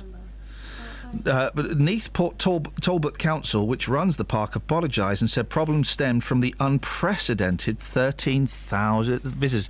The thing with this stuff, right, is you can't mess around with it, right? You've either got to do it properly or not do it at all, because it's, it's one thing, you and I went for a rubbish day out, we'd be angry and we'd write a letter. But when you've got 5, 6, 7-year-old kids with you, that hopefully they've yet to be tainted by the world of disappointment, and you're promising them magic, and kids can sniff out that rubbish a mile off. They also know Frozen back to front. They want to see the real princess, don't they? And yet, do you know what? Here's the thing. They buy into those giant costumes. They buy into the full-face costumes because they go to Disneyland. And my boys had their autograph book out from Disneyland last night, and they were looking at the autographs. And then we got some of the pictures out. It was fantastic from Euro Disney. Sorry. And there's a picture of them with, and it's them in the full suit, and they buy into that. That's the real Mickey Mouse. That's the real Snow White, beautiful woman. That's the real Snow White. That's the real whoever I can't remember the other one was. But you can't get, with the greatest of respect, a fat girl playing Anna. No disrespect, but you can't. And you can't get this, this Olaf costume looks like it's from Pound Stretcher. You can't mess around with kids. They got away with that because Disney really quite, I bet they haven't. I bet if Disney knew... livid. Yeah, I bet if Disney knew what was going on, they'd have none of this. One for Indy Grave. Why don't you get that? Well, I didn't. I thought you were doing a voice, but then I realised that was the joke. No, one for Indy Grave. They call him Indy in the film. Short for Indiana. So short for what?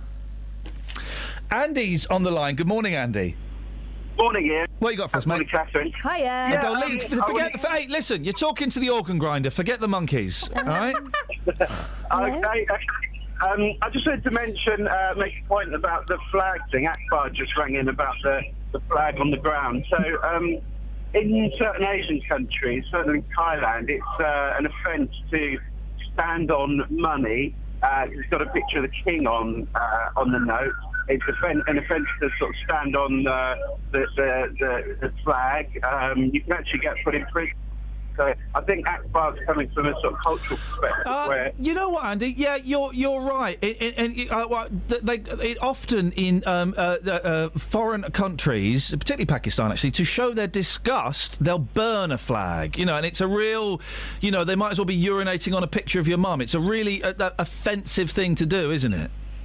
Yeah, and the foot thing's quite important as well. I think in a lot of Asian countries, culturally, there's a lot of sort of people walking around barefoot, feet are less clean, and therefore putting your feet on a flag or on a banknote or any picture of a king or anything like that is definitely it's a criminal offence. So, all right, Andy, nice one. Go on, listen, the line's not great, so I'm going to let you go. Thank you for that.